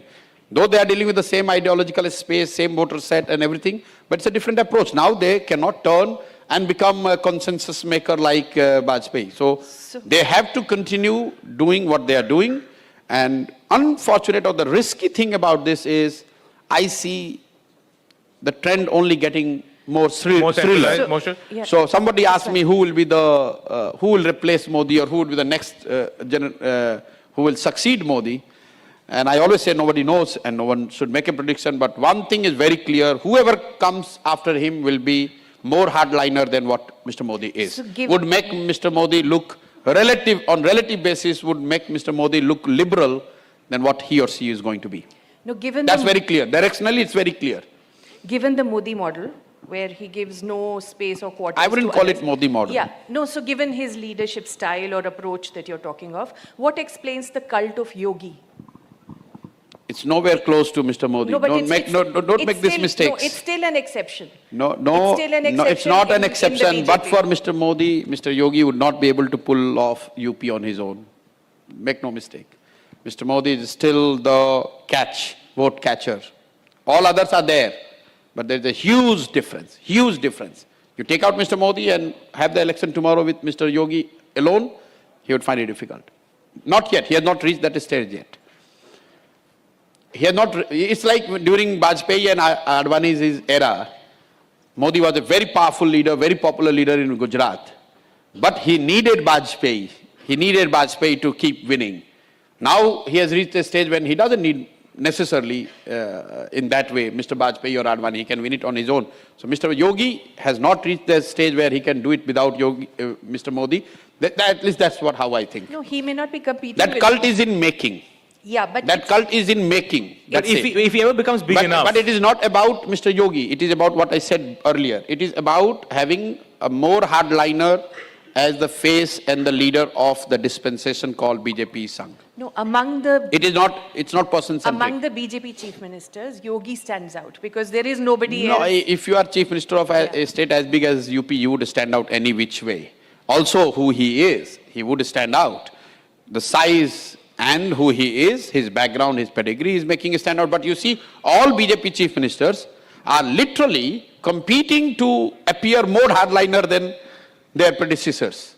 So today, Madhya Pradesh chief minister or Rajasthan chief minister would make conscious effort and would make it obvious to the world that they are more Hindutvadi or more closer to the hardliner thought process of BJP than what their predecessors were. So what I'm saying, it is more of a directional call.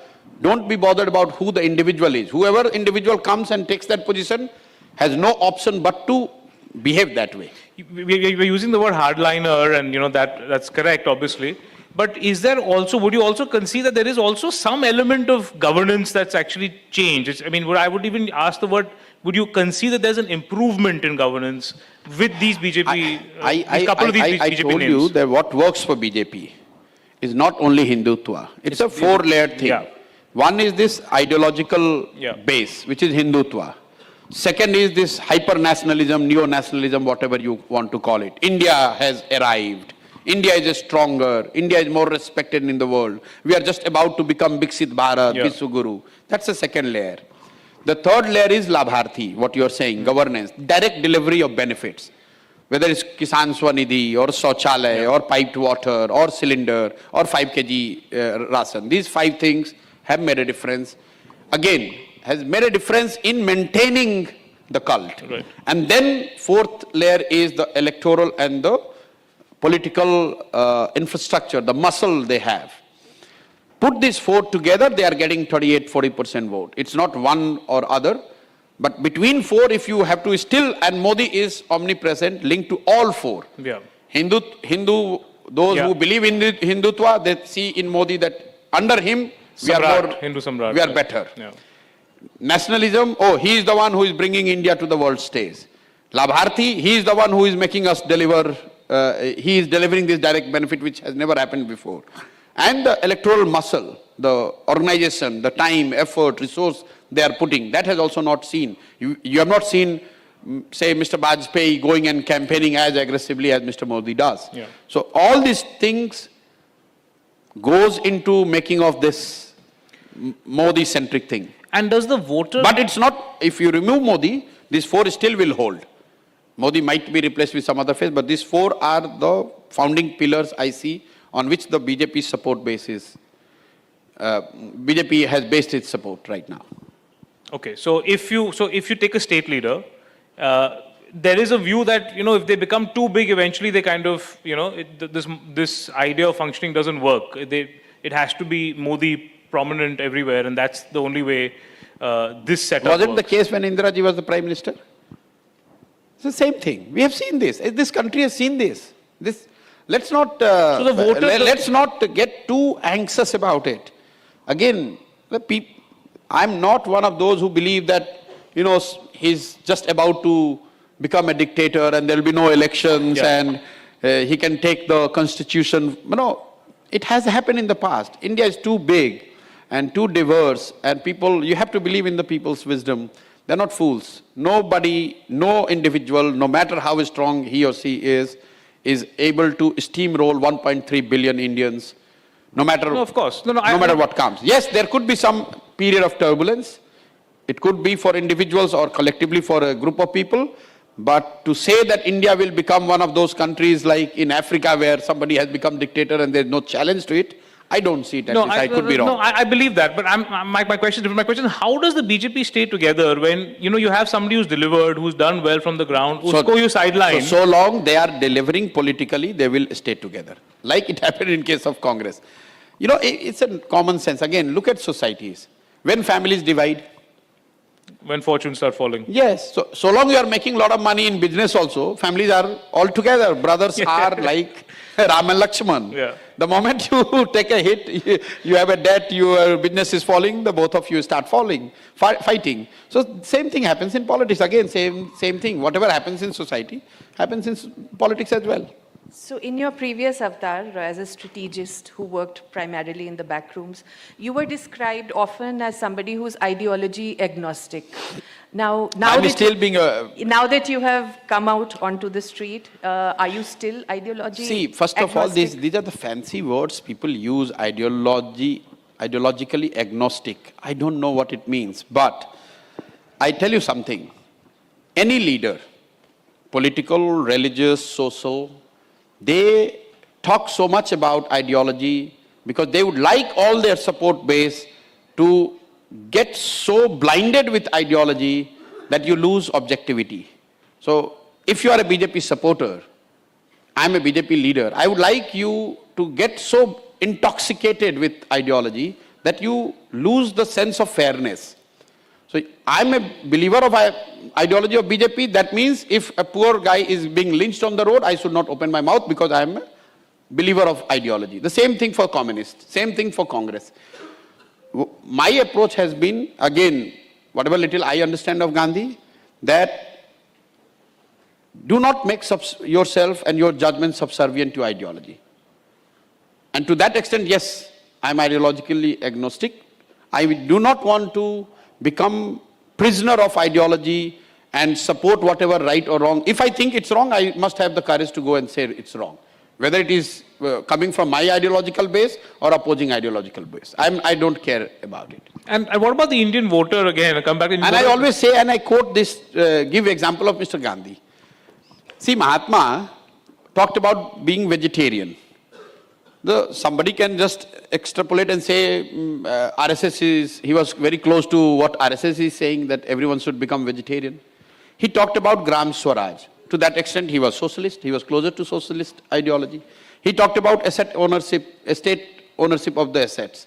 That way he became communist and he was in Congress. So how would you describe Gandhi's ideology and which political party you will put him to? You tell me, I will follow that party, I will join that party. See, in a country as diverse as India, you cannot have this one thing casted in a stone and say, everyone just follows this in the name of ideology.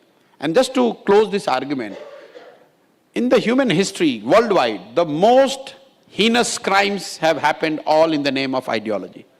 So please, in your quest to push ideology, do not make everyone blinded. We need Ram Bhakts, educated Ram Bhakts. We don't need uneducated Andha Bhakts in the name of ideologies. So, moving beyond ideology, and I'm coming back to what the voter wants, does the voter care about loyalty? You know, like, I feel like, you know, it's happening in so many state parties coming out of national, they keep switching sides. And obviously... They should. Oh, God, never even say that voters should become loyal forever. Then you will bring the... No, you'll kill the democracy. No, what I mean is that... If anything, I would like to see in India more voters shifting from one side to another. Just give you another example. In southern states, which are seen to be doing better than the northern states on all economic and socio-development indicators, no individual post-independence has been able to go on to become chief minister for more than 10 years consecutive. Compare Tamil Nadu, Kerala, Telangana, Andhra, no chief minister. MGR was, but even his tenure had a break in between. So nobody has got 3 times elected continuously. Compare that to Bihar, compare that to Odisha, Rajasthan. Some of these states are having people 30 years, 25 years, and they are the ones who are not progressing that well. So, in our interest, in everyone's interest, democracy should be alive and kicking. Who wins, who loses is a temporary thing. We must not bother. The botheration should be if democracy is not being followed. Actually, when I was talking about loyalty of the politician. Like Nitish keeps changing sides. Now, is ideology or not, doesn't matter.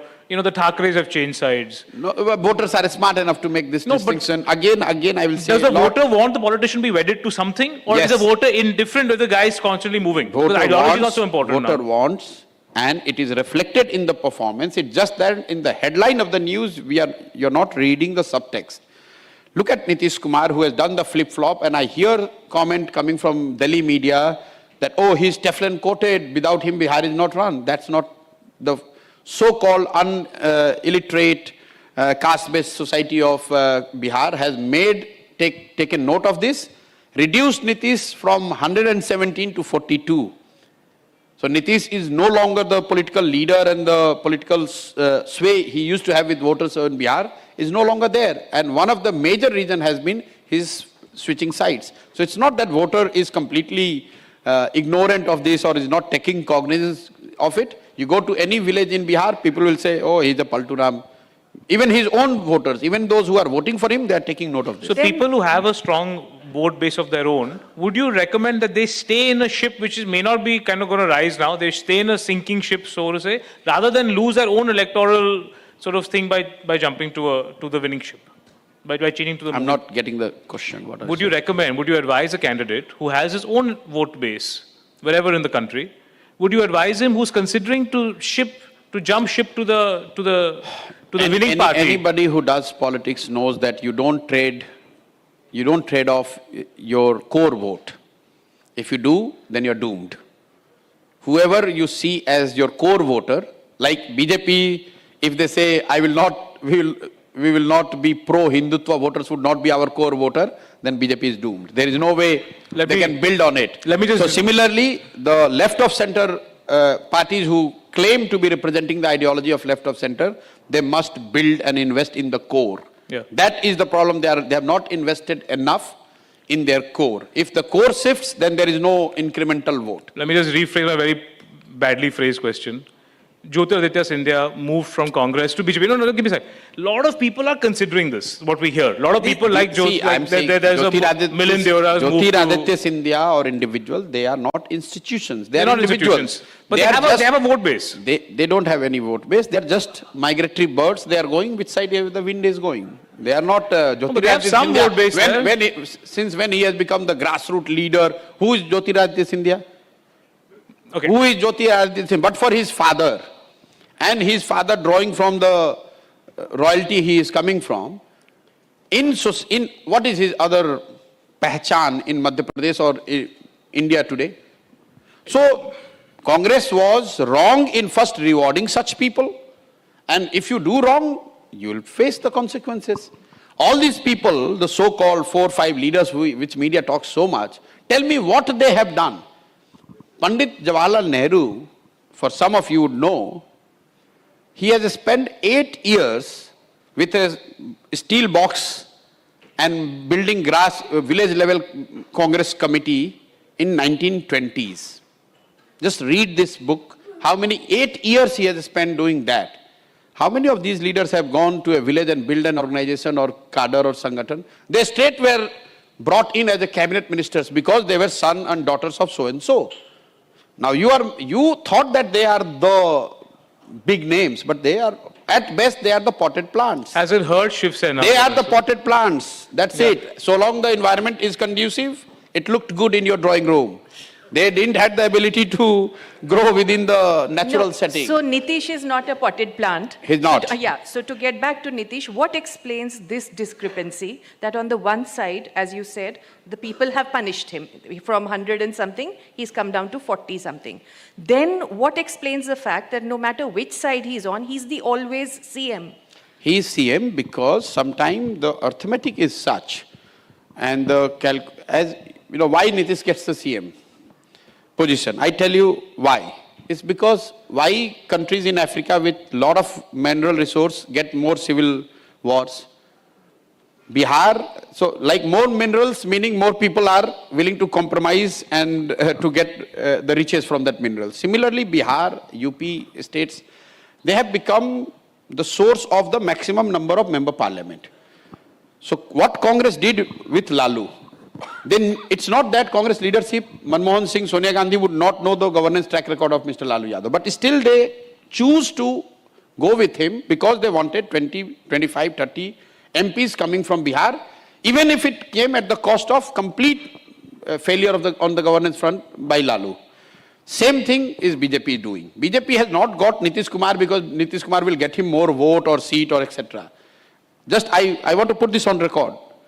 BJP is going to lose seats in Bihar in Lok Sabha also because they have to now adjust Nitish Kumar, so they will be fighting less number of seats.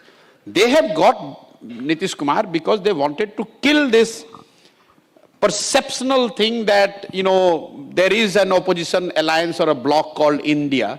By taking one of the quote-unquote founders of India, they have given a big psychological blow to the opposition side, rather than them taking because they cannot win Bihar or they cannot do politics in Bihar without Nitish Kumar. Yeah. So I would say BJP knows the data and the fact, but it's a strategy where they have decided to lose the battle to win the war. That if Nitish Kumar is there with BJP cannot fight more than 20-25 seats. If they would have fought alone with other partners, they would have fought 30 plus seats. Now, Nitish Kumar will win more seats because he has to be adjusted, minimum 10, 12, 15. Last time they fought 17 each. So even though BJP had a 100% strike rate, BJP got only 17 MP from Bihar. So this time BJP on its own were looking to add to that 17. By bringing back Nitish Kumar, they are going to lose. Then why they would do this mistake?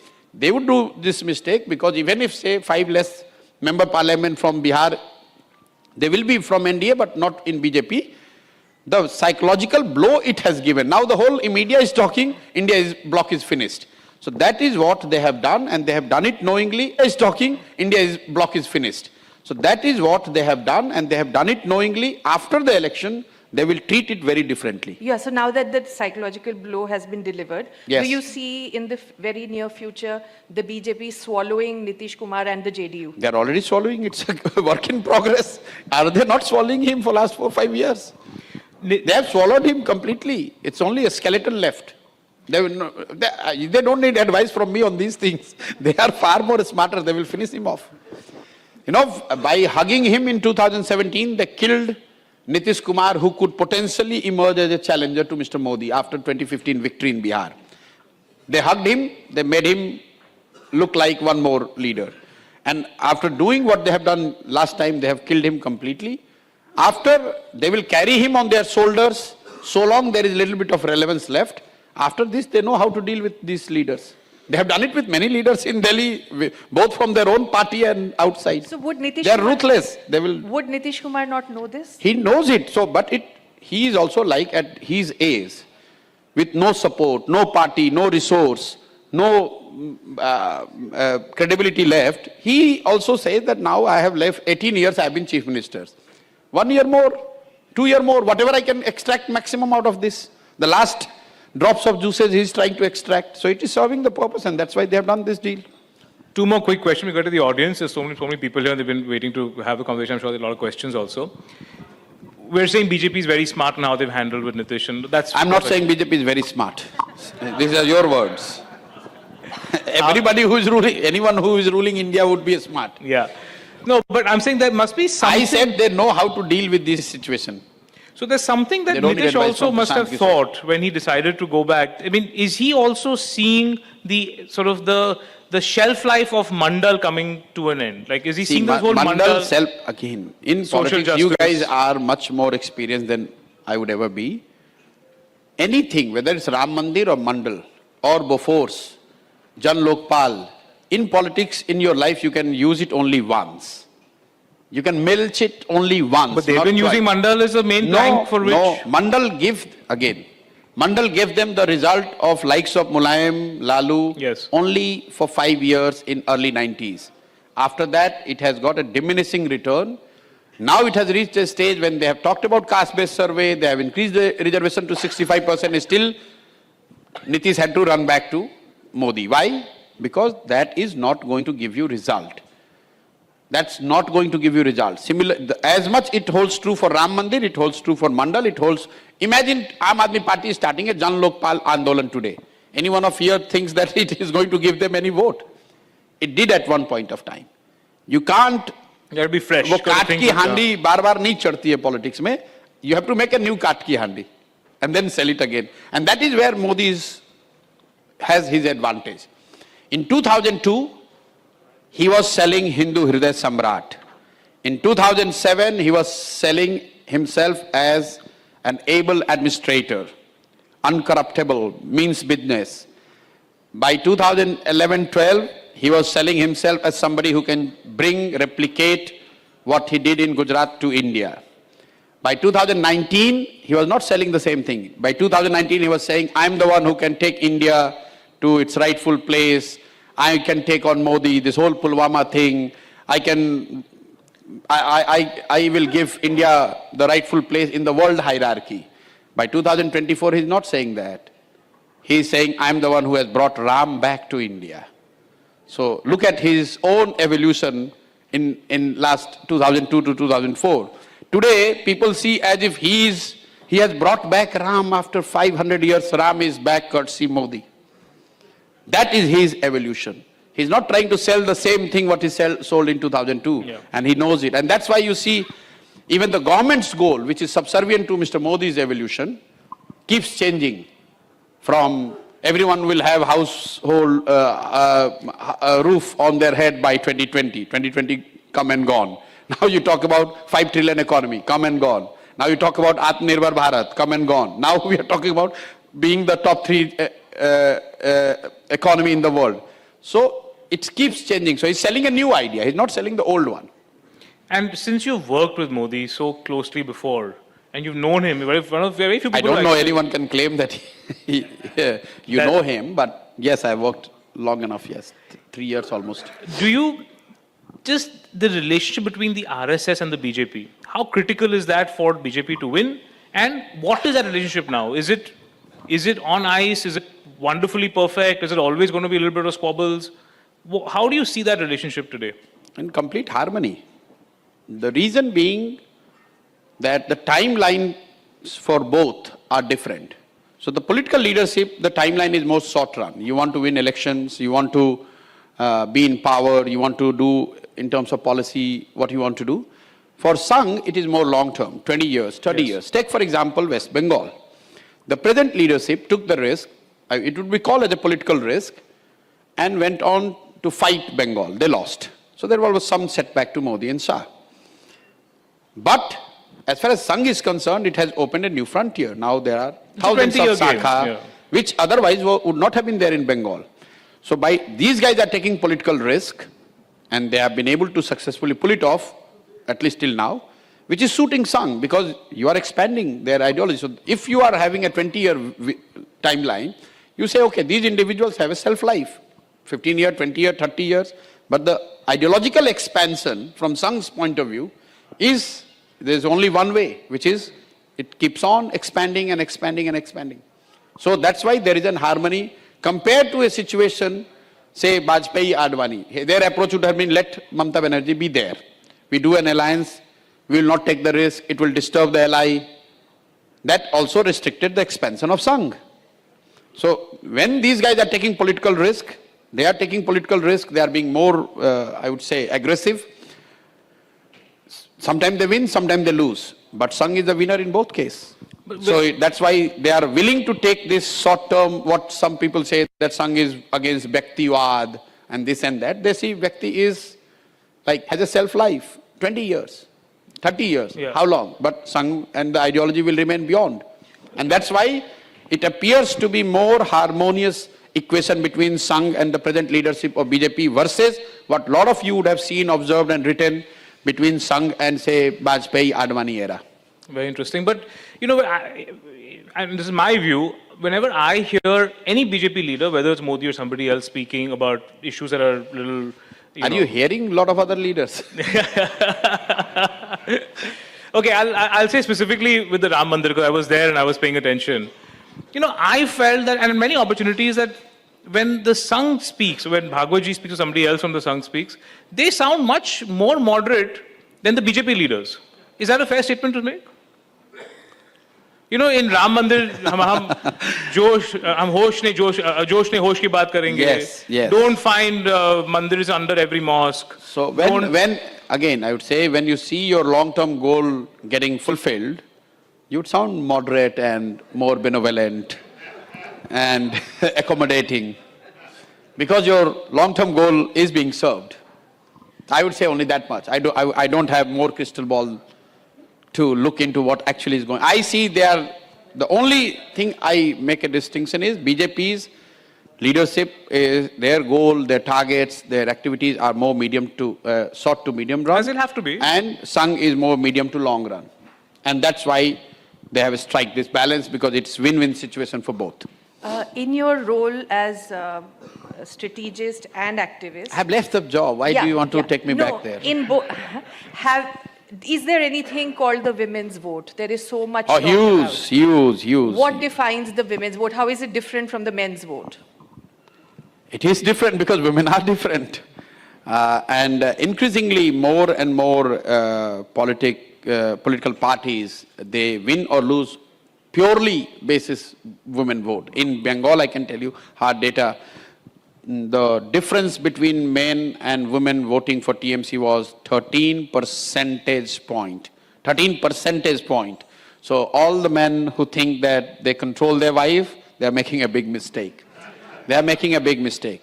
But some of the commentary which I read in papers, that because women turnout is more and hence XYZ has won, please read the data carefully. It's largely a denominator effect. There are less number of women registered as a voter, hence sometimes just the voting percentage appears more for the women. Actually, it's not more. And in terms of absolute number of voters who have went to cast the vote, men is still higher, because there are millions and millions of women who are not registered as a voter. Hence, the denominator sometimes gives you an impression that women voted 55%, men voted only 50%, and hence XYZ has won. Please, whenever you look at this number, pay attention to the absolute number. 55% women and 50% men would be almost men would be more, because the number of women who are registered as a voter is less. It's largely a denominator effect. Having said so, women who are going to vote, they have their own issues, they are much smarter, and they are more, I would say, they are less expressive. So surveys tend to get women preferences wrong, because They are smart enough, they are less vocal, but they vote very differently when they go. So that's why a lot of this exit survey and all this, they get it wrong, because the fear factor among women is that much higher. It's there in the general, in society, but we have observed in the last 10 years that women tend to hide their voting preference or behavior closer, much tighter, and you would see invariably closer to the elections, they will come out. And even after exit poll, they can fool you coming out and they'll say, oh yes, I voted for you only. Are the concerns and issues different between men and women? Yes and no, but they are the one who are more, like if you go and talk to female in Bihar, she's more bothered about not getting 5 kg rice than what is happening to, say, India, Pakistan. So there are issues which are different, which are more relatable to their family affairs. But I would see them as a distinct voter base, and it's a good thing to happen, good thing that is happening. And they are less wedded to caste and all that, right? I mean... no, I can't say that. No? Okay. I can't say that. I have no data to prove that. No, because I think one of the things that prohibition... whether women are less wedded to caste... No, like the prohibition, on the margin, if I have to make a statement, I would say they are more religious. They tend to get swayed by the religious issue more than the caste issue. So on Mandal, you would see more men agitating than the women. When there's a Ram Mandir procession, you would find more women doing that Kalash Yatra than men. So to that extent, I would say, but beyond that, I don't have hard data to... I want to talk about American elections also, but I think we're running out of time, a lot of questions here. So if we have time, maybe we'll get to it later. Yes, please, Tavleen first, then the back there. Yes, please. Maybe we'll take two questions at a time. Please keep the questions short. It's everybody's get to office also. Can I ask two?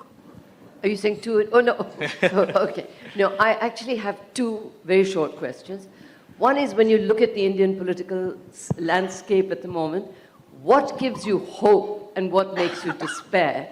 And the other question is, do you think that what is really wrong with the opposition parties is that they're not political parties but family firms? The second one is rather easy. It's not a question of only them being family firms. To some extent, it's right. It's just that they have killed the democratic flow, natural democratic flow that would have strengthened their party. So if you are a young political activist or as somebody who is aspiring to be a politician in UP, Bihar, Odisha, would you look at Congress as a platform? Probably not, because you know that there is a ceiling. It will be only sons and daughters of somebody who has been in the past. So that the biggest disservice by promoting themselves or their sons and daughters they have done is to themselves, to their own parties. Make no mistake about it. The first one, what gives me hope, I don't see people as intimidated as the have-nots are not as intimidated as those who are well-offs in India. So that's a hope. And they still are the majority. The have-nots in India are still the majority. So I do not see them being fearful of saying, you go to any village, and I'm sure you are a veteran journalist, you go to a village, a woman would not mince word if she's not happy with Mr. Modi or Akhilesh Yadav or Rahul Gandhi. They don't mind saying what they want to say.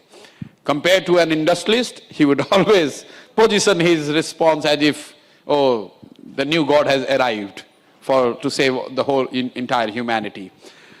What despairs is, again linked to this, those who are blessed with education, resource, in India, upper middle class, by and large, they continue to be very insensitive to those who are still at the bottom of the pyramid.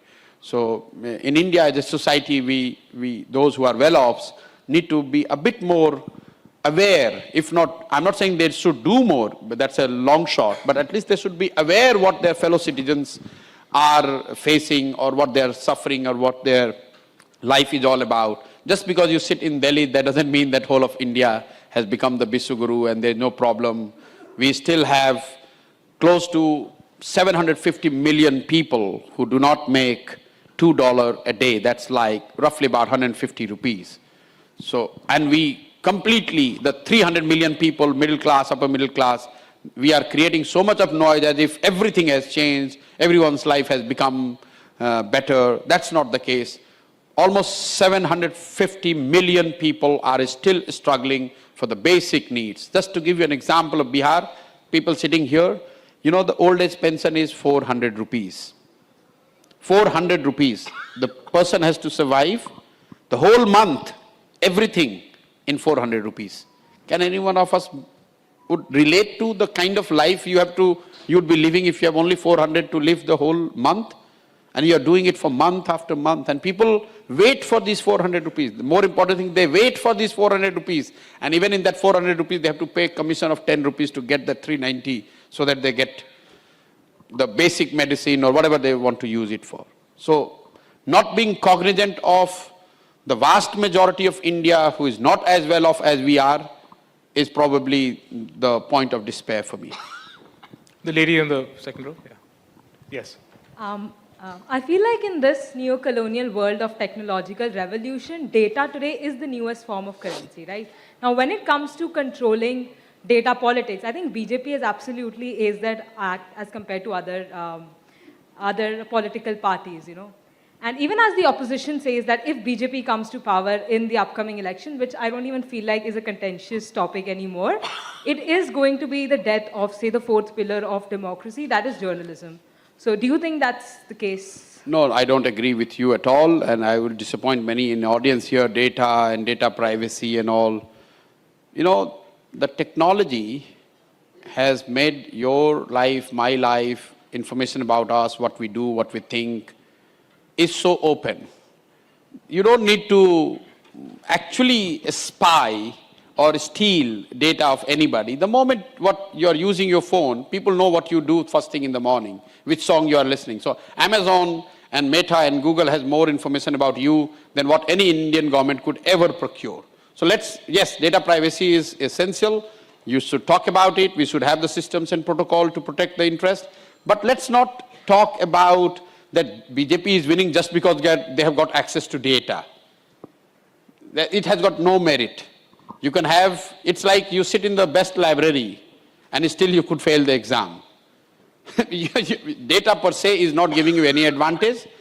You need to know how to use it. And data is, look at social media. A lot of people think that BJP has the full control over it. Today, Rahul Gandhi's social media reach, engagement is higher than that of Mr. Modi. But still it's not giving him the result. Why is not giving the result? Because he's not saying the right thing. He is not trusted. So what I told them, who is using that data for what, is as important. What was important is Mahatma Gandhi, the messenger, and what he said. It doesn't matter whether he's delivered that message on a postcard or today if he would have been here, probably he would have posted the same message on Facebook. It doesn't matter. What matters is who is the messenger and what message he is delivering. We are thinking that only Elon Musk and, Meta owners would start ruling the globe. They have disproportionate influence because of the reach of their platform. But they are not who can change the public sentiment in electoral sense, not at least in India. But does the voter care about civil liberties? They do, depending which class you're talking about. Not necessarily those who are struggling to meet. You know, it's a survival versus right debate. Even in the developmental world, we hear this all the time. And, there has been an enraging debate over the last 2 decades. And ultimately, experts all over the globe have come to the conclusion that yes, rights important as they are, it cannot take precedence over survival. You cannot put right over survival. Cool. Can you get a mic to Liz over the back there? Okay, you can give it first here, please. And then to Liz at the back, then the young gentleman in front of her. My question is very short. And sir, if you could just introduce, I know. Yeah, I'm Bharat Mehta. My question is that before 2014, there are a couple of schemes that were started by the UPA government and were opposed by BJP in general. And Mr. Modi, as the Chief Minister of Gujarat in particular, things like Aadhaar and things, sorry? GST. GST, these two strongly. And run up to 2014 elections, he used this as a strong instrument for opposing UPA government. But they have adopted the same schemes, used it effectively, and are showing us their own achievements in those things. Why has the voter not been able to understand as to why this shift has taken place, and why the opposition parties have not been able to take advantage of this shift? Thank you. Sir, first of all, I do not read the two examples you gave in the same way. Look at Aadhaar. Much before Aadhaar was opposed by likes of Mr. Modi or talked about in like a dissenting tone, within the UPA formation, they were fighting, and that was an issue between Mr. Nandan and the Home Minister of that time. So they themselves were not convinced whether they should have a national register or they should have Aadhaar. If you go and talk to Mr. Nandan Nilekani and the whole people who were behind Aadhaar, they were disgusted with the confusion that prevailed. Mr. Modi, he came and he saw the merit in it, which unfortunately is not his brainchild. But this shows the state of affair of opposition. They had this tool in their hand. They are the one who started, but they were so confused, they were not decisive. Mr. Modi has been decisive with Aadhaar, and therefore he is benefiting from its use and universalization. So I would not put it that for voters, Aadhaar was one of the schemes during UPA. One of the initiatives which government was trying to do, still not sure about it. Mr. Modi has come and said, okay, this is it. Your life depends on this. So it's a completely different formation. And when it comes to political opposition, not only on these two, I can count another 10 things on which they would have opposed earlier. But there is also merit in it. Sometimes what looks an idea or a program that as a chief minister you're not supportive of, as a prime minister your role is different. I'm not trying to defend his U-turns. I'm just trying to tell you, because if you are a producing state like Gujarat, you are bound to be more wary of GST because the consumption states are going to benefit more in GST. But when you are a prime minister, you are prime minister of both the manufacturing state as well as the consuming state. So sometimes it is the policy need is also there, and a little bit of political shift, of course, there. But Aadhaar, I think it is a mess created by Congress. It was one of the missed opportunity. Despite having the great idea, they did not push it with the decisiveness that was needed, and hence they paid the price. And if you leave it, whether it is toilet, whether it is Nal Jal, whether it is Aadhaar, there are so many schemes when the opposition get up and say, oh, this was our initiative. Yes, it was your initiative, but you didn't do it at a scale. You didn't do it in a manner. You didn't convert it into a mass movement. You didn't do it in a manner which would have given you vote. Liz, please. Is Liz there? Yeah. Go ahead. So voter is smarter, sir. Go ahead, please. Is that Madhukesh? Yeah. Please go ahead. I'm a little out of turn, but since you've given me the mic, two questions. My name is Madhukeshwar. Two questions. One, what you had to say to the growing criticism within the Hindutva fold against Modi's policies of Tushtikaran, Triptikaran, etc. I see very shrill criticism coming. Do you think it has any worth, weight, value? Second, it seems that while Modi is very militant in gobbling up chief ministers who buckle under pressure, but anyone who stands up to him, like Mamata Banerjee, he backs off. The first one is rather simple. I have already said that directionally I see more and more say and voice and prominence of hardliners. So anyone who is incumbent would look less of a hardliner, and hence what the comment which you are making. But that's the trajectory, ideological trajectory, which is driven or guided by some core philosophy and belief. So that is not function of, we saw it in the case of Vajpayee and Advani, when Mr. Vajpayee was seen as a liberal, and there was a lot of the same thing, same sentiment against Vajpayee when people were flag bearers of Mr. Advani. We saw the same thing happening between Mr. Advani and Mr. Modi when those who were the flag bearers of Mr. Advani started becoming the flag bearer of Mr. Modi, criticizing that he's not hard enough. Similarly, this trajectory is moving in that direction more and more. What she was talking about, Yogi's cult, that we need a bit more. It's like it's an ideological intoxication. You need a higher degree of, I would say, hardline talk and actions to keep the same level of effect. It's a proven thing in science. You know, it happens in liquor. What gives the 30 ml liquor, what gives you effect today, if you consume it 1 year, maybe you need to consume 45 ml to get the same effect. What was the second question, sorry? His ability to take the militant. Backing I off don't know if whenever someone. It has got nothing to do with Mr. Modi. Anyone who will stand up has a space because and can take on BJP because there is opposition on the ground. But you have to have the ability, the courage, the resource, the strategy to harness that. If you are not able to do it, then you will pay the price. Liz, please. Hi. Sucking up to them, if I can say so, sucking up to them is not going to give you a result. You have to stand up.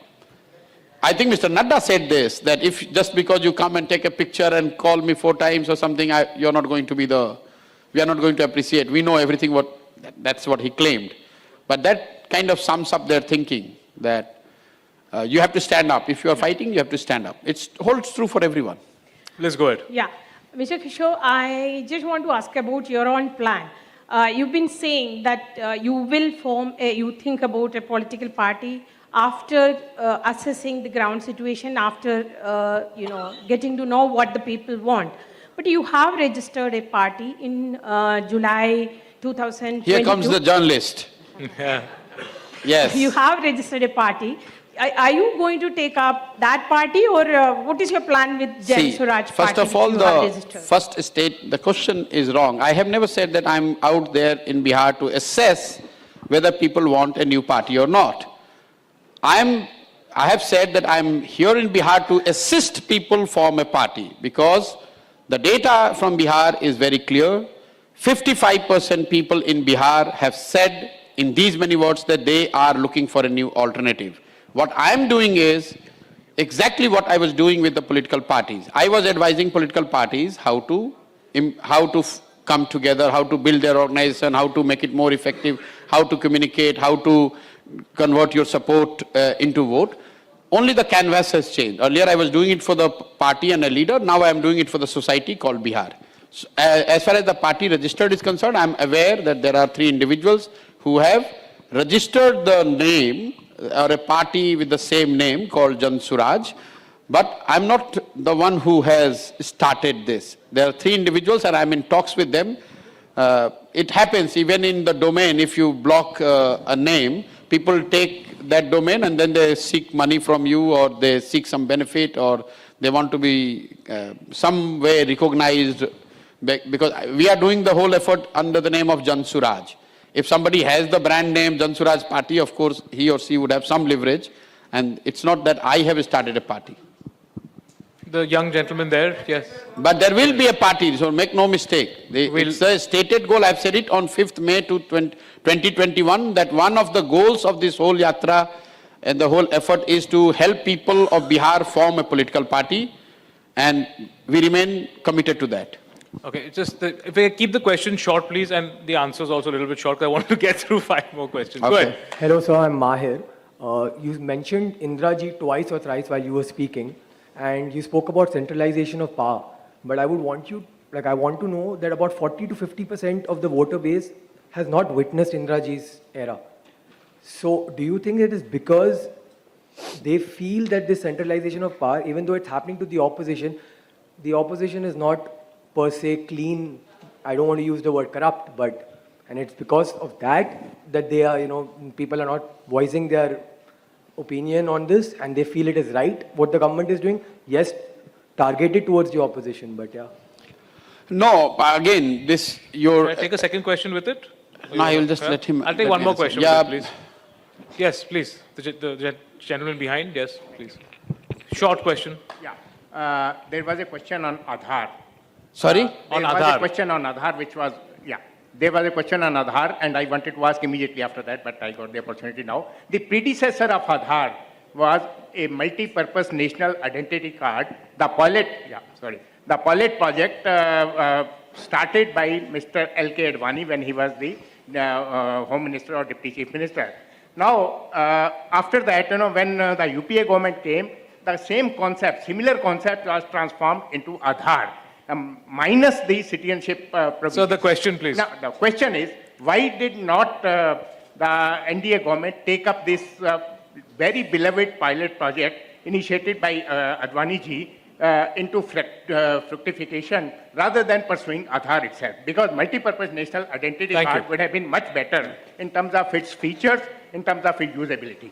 Thank you. Okay, coming to the first question of the young man, it's not backed by data that those who have not lived with the experience of the past centralization episodes of India are more oblivious to the centralization. If you look at the support base of Mr. Modi, it is actually now going in reverse order. More young people, he's losing support base among the young, he's consolidating more among the older lot. People who are consuming information more or less in a static manner, through television, through WhatsApp groups, in the parks, through the newspapers and all. So over last 10 years, Modi's charisma, approval rating, and support among the younger lot, 18 to 25, on relative basis has gone down, while he has gained more trust and support among those who are above 50 and above. So it's not supporting what you think is. You don't need to necessarily live the experience to learn from it or to take cognizance of it. Sir, your register thing, I'm not the spokesperson of government to say why they have taken this or why they have not taken it. Probably what I know a little bit, what Mr. Advani has started or during his time was taken forward by Mr. Chidambaram when he was the Home Minister.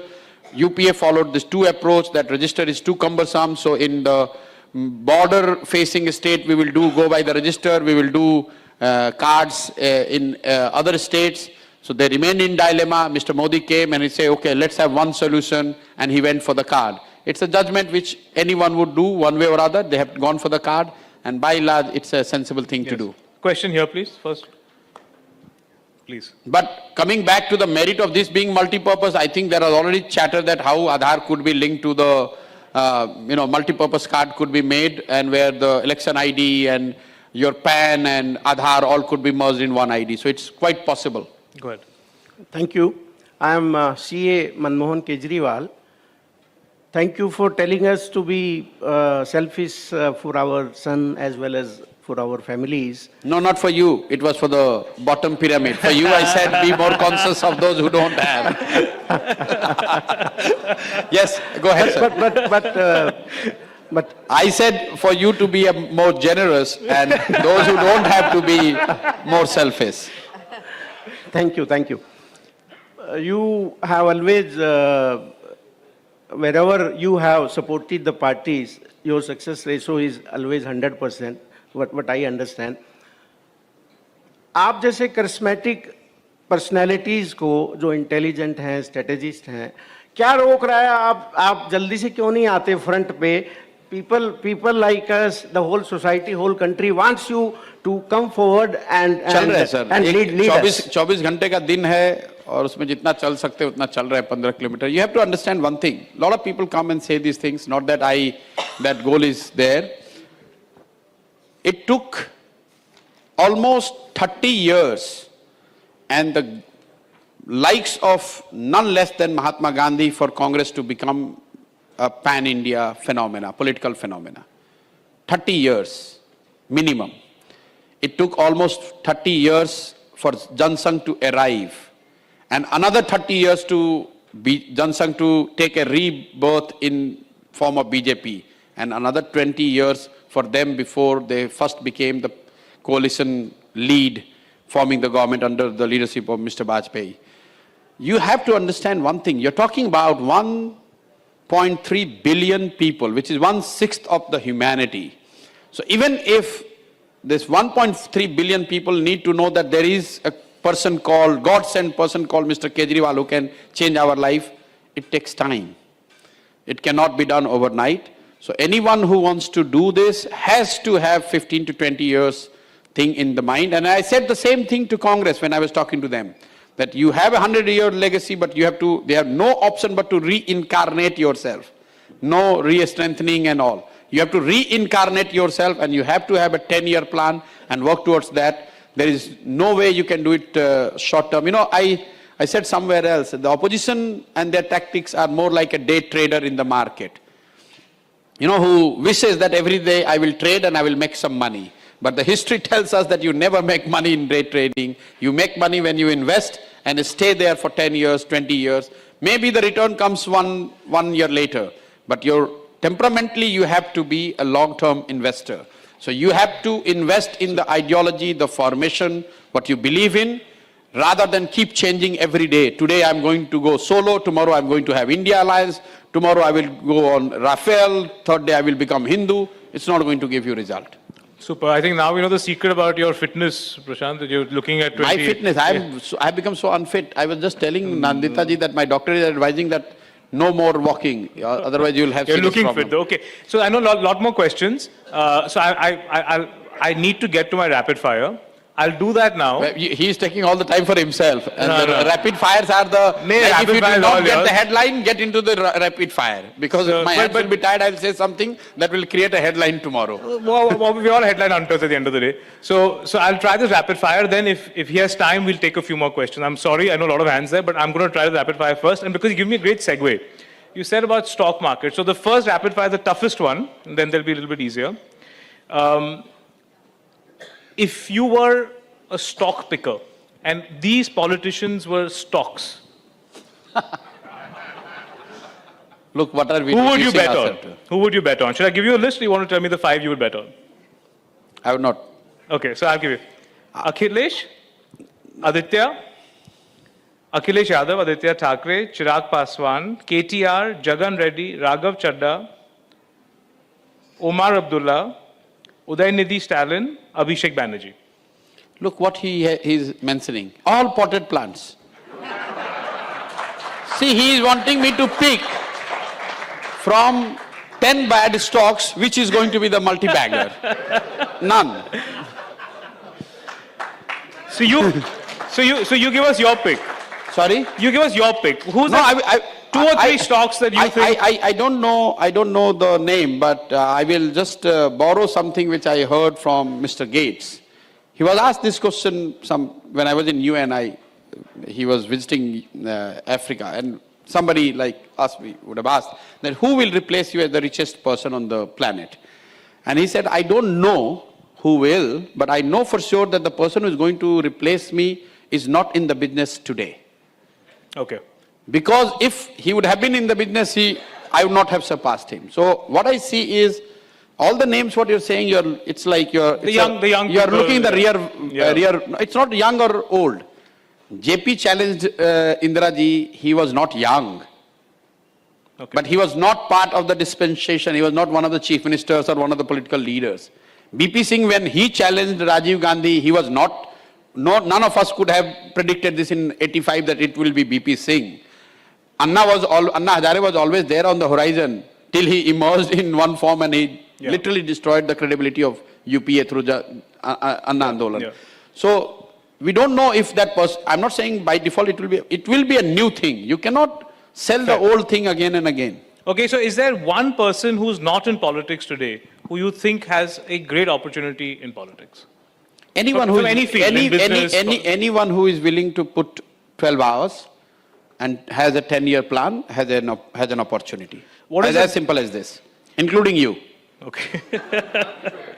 What is the number one weakness that? No, I'm already there. I'm already in politics, so I don't fit the bill. Yes. The number one weakness that may hurt the BJP electorally. Over-dependence on Mr. Modi. May not hurt him today, but as it has happened in the case of Congress, over-dependence on Indira Gandhi, the moment she went, all flaws are now apparent to us that there was no organization, there was no decentralization, there was no second-rung leadership, etc., etc. So long she was there, dominating, winning, nobody talked about this. So over-dependence on Mr. Modi is probably the greatest risk I see if I'm a BJP guy. And BJP, after Modi, whenever that happens, at some point, is there somebody you think is likely to take that place today you can identify, or will it be? I have no wisdom on that. I just said that whoever comes will be more hardliner than what Mr. Modi is. And will Nagpur decide, or will the people decide? Sorry? Will Nagpur decide, or will the people I have decide? no idea about these things. Okay. I'm sure it's a BJP rank and file, the cadre, the key stakeholders will decide, put together. How Mr. Modi was decided. There was not one room where everyone sat and came with Mr. Modi's name. It was a 2-3 years of grassroots thinking, talking, pressure building. That forced the stakeholders to sit together and recognize him as a leader. The one thing you've learned from Nitish Kumar?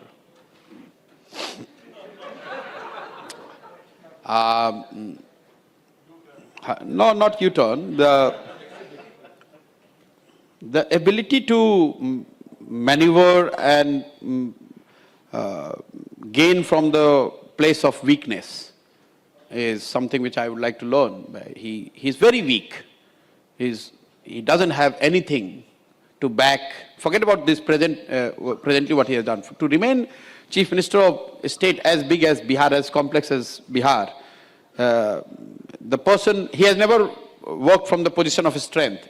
In fact, once in his life he has tried to work from position of strength. That was 2014, and he was reduced to 2.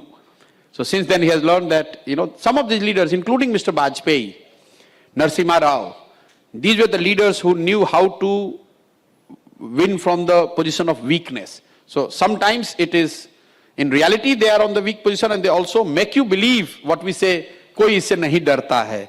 So everyone comes around, okay, he's an harmless guy.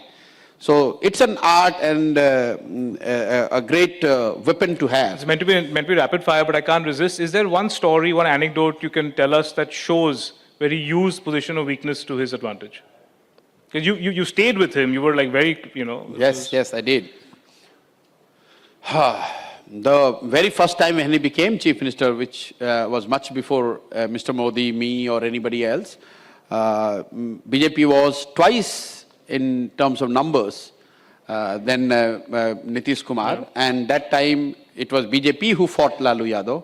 But Mr. Nitish Kumar successfully persuaded or managed to convince the central leadership of BJP, Mr. Vajpayee, Advani, Arun Jaitley, all put together, that, this caste bogey, he understands caste very well. So he plays it very well. So he played that idea that only if you have me, then I can manage the caste thing. Otherwise, the Mandal thing will not let BJP to kind of win the state.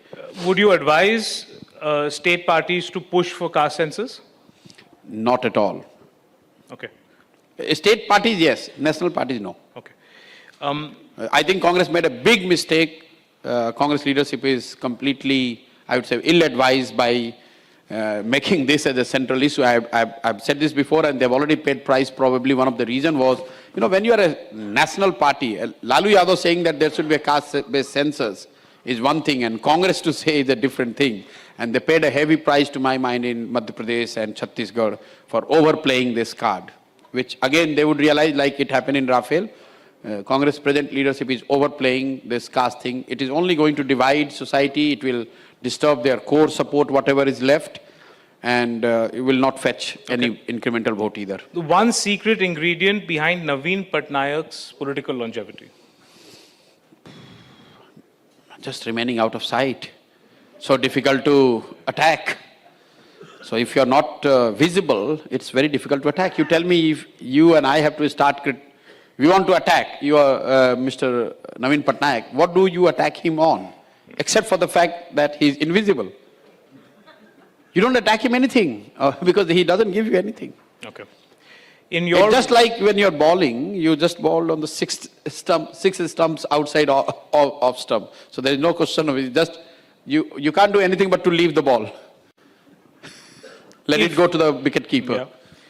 If Mayawati today were to call you and ask you for advice, what would you do? I would say that I have retired. Okay, but if you're reading Mayawati's book today, what chapter are we on? Where do you? Because that's one interesting personality who's. I'd say the last chapter is already written. The BSP Andolan has been killed, or rather traded, to become the chief minister. And this is what happens when you trade the long-term goal with the short-term gain. So BSP, if it would have stayed the path, I'm one of those who believe that this could have become one of the national parties in true senses. But in their pursuit to become the ruling party in UP, they made too many compromises, probably diluted the Andolan of this Dalit empowerment, and a political party where Dalits were the Anusuchit Jati, they don't like to be called Dalit, Anusuchit Jati, SCs are at the core. That got diluted, and hence when there is no soul, then body can last only that much. If the BJP were to call you today for advice on 2024, will you accept their offer, or? No, why would they call me, first of all? And even if they call, why would I go? I have left them long back. Okay. It's not about BJP or BSP. I have left that domain 2021. It's just that you guys can't stop calling me the political... I find the funniest thing is that I'm called to talk about the entire politics of India. But if I say that in Bihar, Jansuraj will do well, people say, oh, he doesn't know what the politics of Bihar. No, I don't know politics of Bihar, but I know politics of whole of India. What will happen to BSP, to BJP, to Lalu, to Rahul. But I don't know what is happening to Jansuraj. And I find it very funny when journalists write this. I say, there's no problem in them saying that I don't know about Bihar and politics. But the same journalists, when they say that I know anything and everything about politics in India, that is contradictory. So make up your mind, what do you think? If I know about politics of India, I know a little bit at least of that of Bihar. 100%. In fact, I must say, it was really enlightening to just watch his interviews and conversations around Bihar. It was like it was very different way of looking at politics altogether. So I must mention that. In fact, if you guys, you must take go on YouTube and type, his conversation on Bihar is very interesting. Okay, which institution has a better finger on the population, on the pulse of the nation, RSS or BJP? Any day, RSS. Okay. Not because who they are, it's just because the farther you are from the power, better you are more likely to be closer to what people think. There is this line which I always say, हम लोग बच्चे में पढ़ते हैं कि राजा जब भेष बदल कर निकले तो उन्हें पता चला. This is a great line of wisdom. No matter who is the king, no matter how smart you are, no matter how big is your tantra of data and information collection, so long people know that you are a king, you'll never going to get the right information. तभी तो ये कहा जाता है कि ये राजा जब भेष बदल कर निकले तो उनको पता चला कि प्रजा को ये दिक्कत है. And that's the challenge. Every person who sit on the chair, he has, and that is what this fancy word of anti-incumbency. All those who reach that position, they have gone through the grind. They have gone through bottom up only, most of them. They just, at some point of time, they get completely disconnected because everyone who comes, they tell you only the right thing, what you want to hear. Or even if you say that, tell me the truth, you'll say, nahi sir, sab to theek hi hai, thoda sa ye lag raha, jara sa isko dekh lijiyega. Yeah. Of all the people you've worked with, who was the most challenging client? Nobody has been a client. So I never worked, I was a political aide. I have never worked in this client relationship. Okay, Otherwise, you don't live with your clients. No, that's true. Okay. So between Stalin, Mamta, Kejriwal, Jagan, Uddhav, Nitish and Amrinder, which campaign was the toughest for you? Toughest was Punjab in 2017 because it was with Amrinder Singh and Congress, which is up against a rising force of AAP. A lot of people do not realize that what stunning success AAP got this time, they would have got it in 2017 only, but for the campaign what we did. So I have said it before, I have said it immediately after the election. It was the toughest election. It not talked about much because it was not between Modi and Rahul and two national parties, but it was the toughest election to crack. Because when we started, Congress was somewhere around mid-20s, and Aam Aadmi Party was polling 50%. And every day we used to go and look at data and say, nothing is moving. And 6 months, the needle didn't move. But there came an opportunity, and we just literally, electorally, we killed them. So it was tough. And out of all these names that I said, people who you've worked very closely with, who's the one person you've learned the most from? I learned from everybody. My father has taught me one thing which has done great service to me, that whoever you meet, there will be always people who will look at the gaps. You look at what is his strength, why that person. So I have learned a great deal from Laluji, from Nitish, from Modi, everyone. We learn from, I'm nobody. I learn from everyone. The one big difference between Modi of 2019 and Modi of 2024? Oh, I told you, that in his own way, in 2019, he was somebody who is taking India to the greater glory. In 2024, he is somebody who is bringing God to India. Identity or welfare? Which one of these is the more potent election weapon? Welfare. Never make this mistake. A bad government, no matter how much you play, whether it's Mandal, Kamandal, will not give you the vote. Okay. It will give you some vote, it will not give you the victory. Unless you marry welfare with identity, with something, welfare with something, it's not going to work. The one thing that needs to change in Dravidian politics? Dravidian politics? Yes. Dependence on caste. It's a sad affair for some of the most prosperous and well-performing states. The influence of money in politics is far greater and worrisome than what it is in northern India.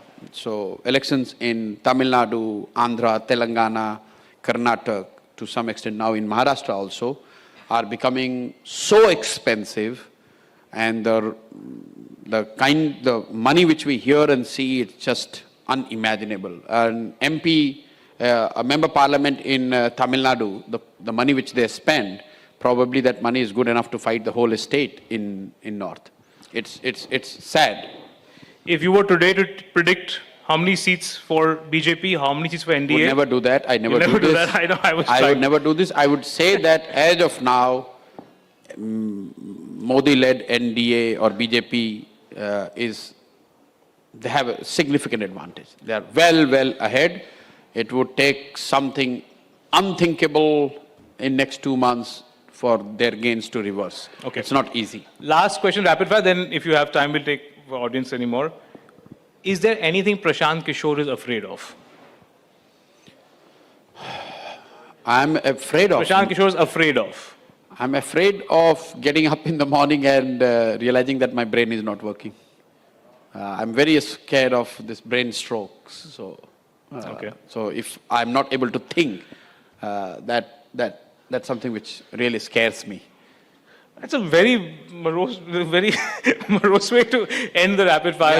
Yeah. So we'll take one last question. Is that okay with you? One last question. You can keep. Please, the lady there has had her hand up for about 20 minutes. So I just want to, please introduce yourself and keep the question short, please. We're really out of time. Those two gentlemen here. No, I'm sorry. That's not my eye view. Yes, one from there as well.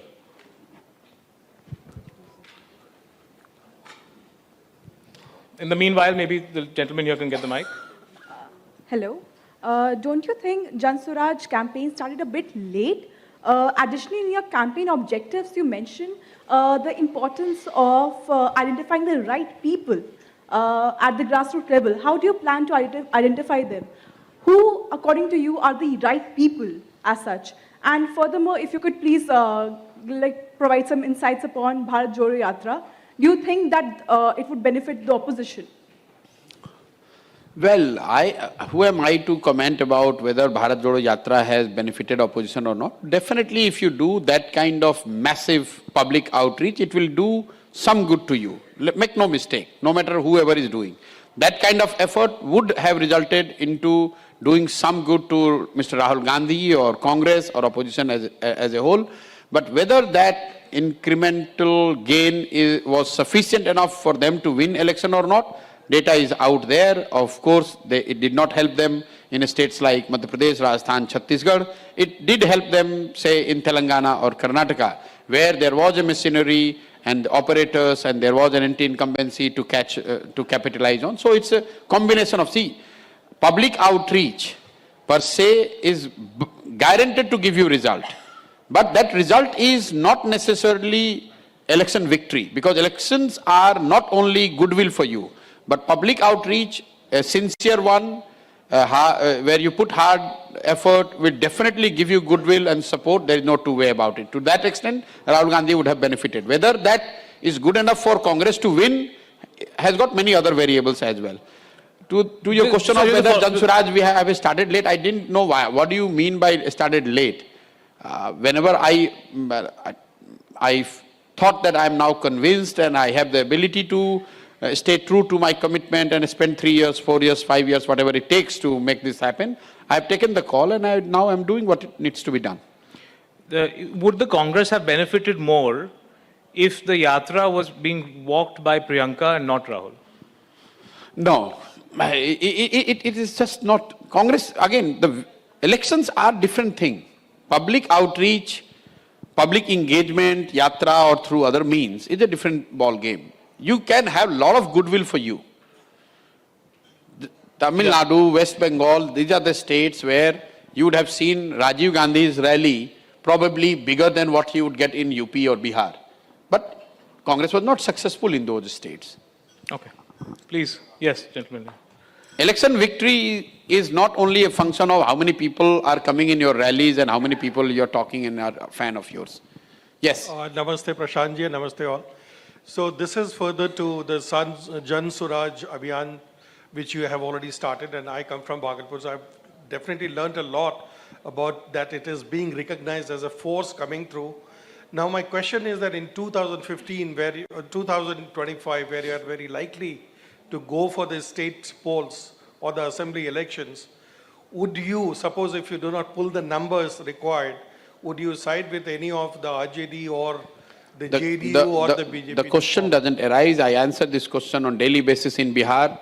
Jan Swaraj, what I'm doing there is not merely one more party formation to fight or contest election. I'm guided in my, what I'm doing in Bihar is what Mahatma Gandhi did in Champaran. Champaran did not give us per se the freedom.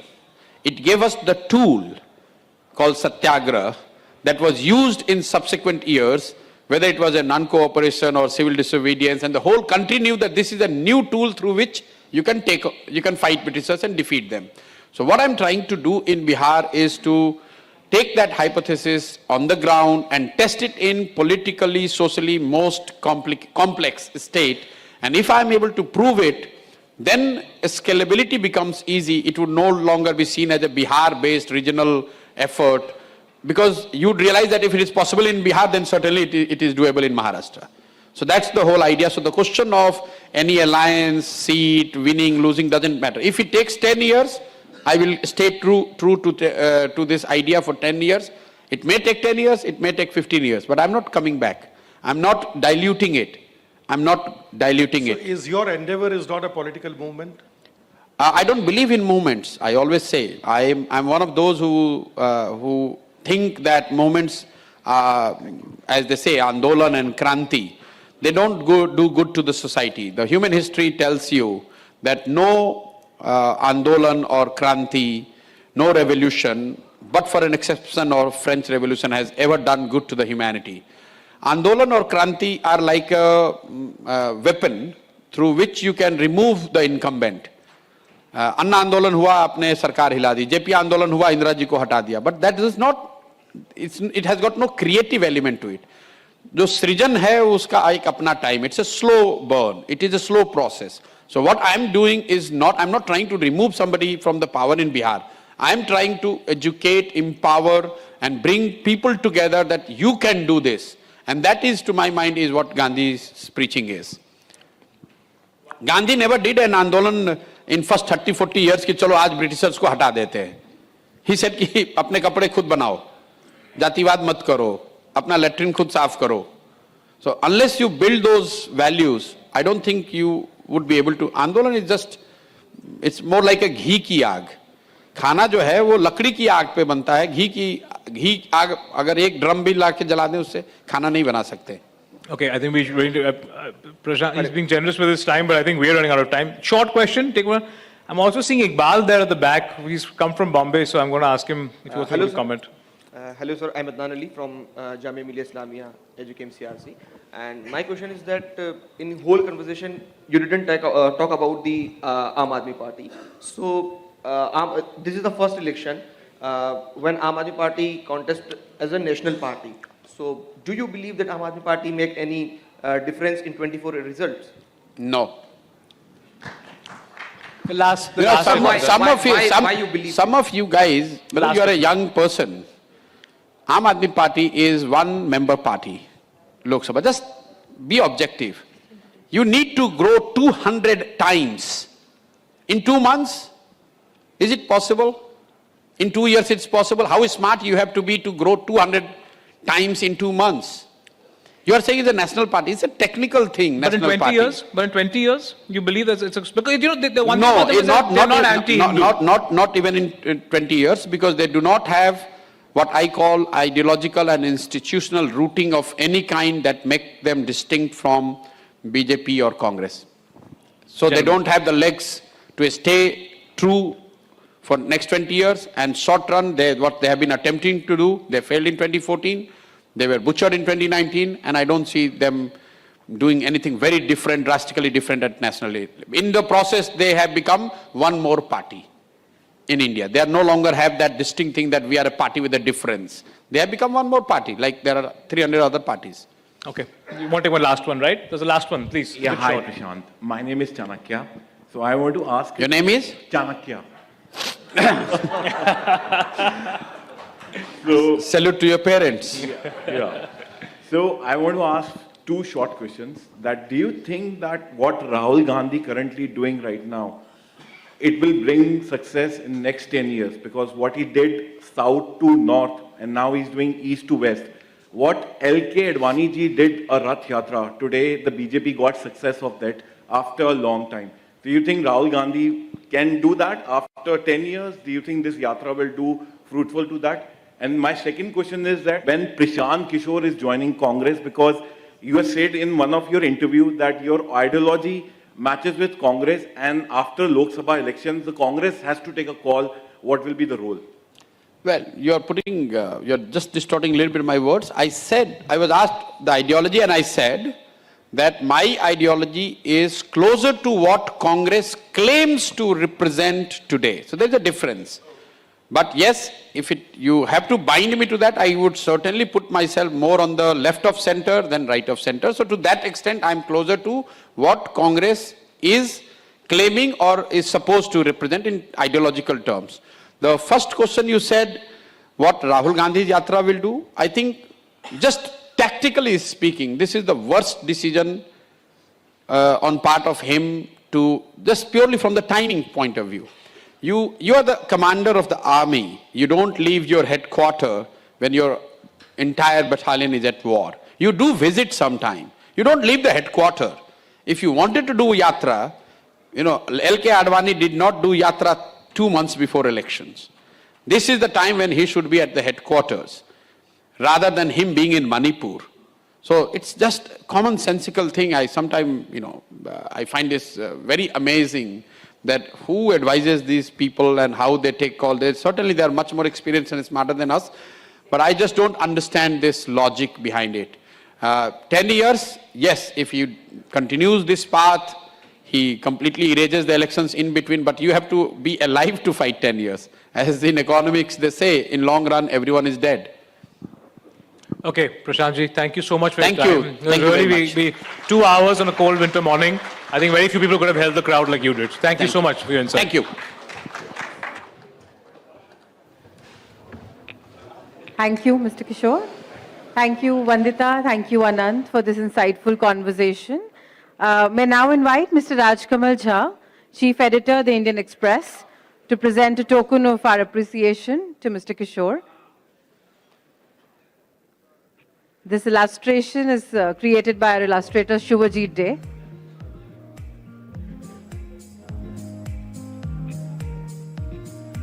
Thank you, everyone, for being such a patient audience. I'll take a moment to thank our partners. Presenting partners, Religare Enterprises Limited. Associate partners, Bagris and Diwans. Hospitality partner, Le Meridian.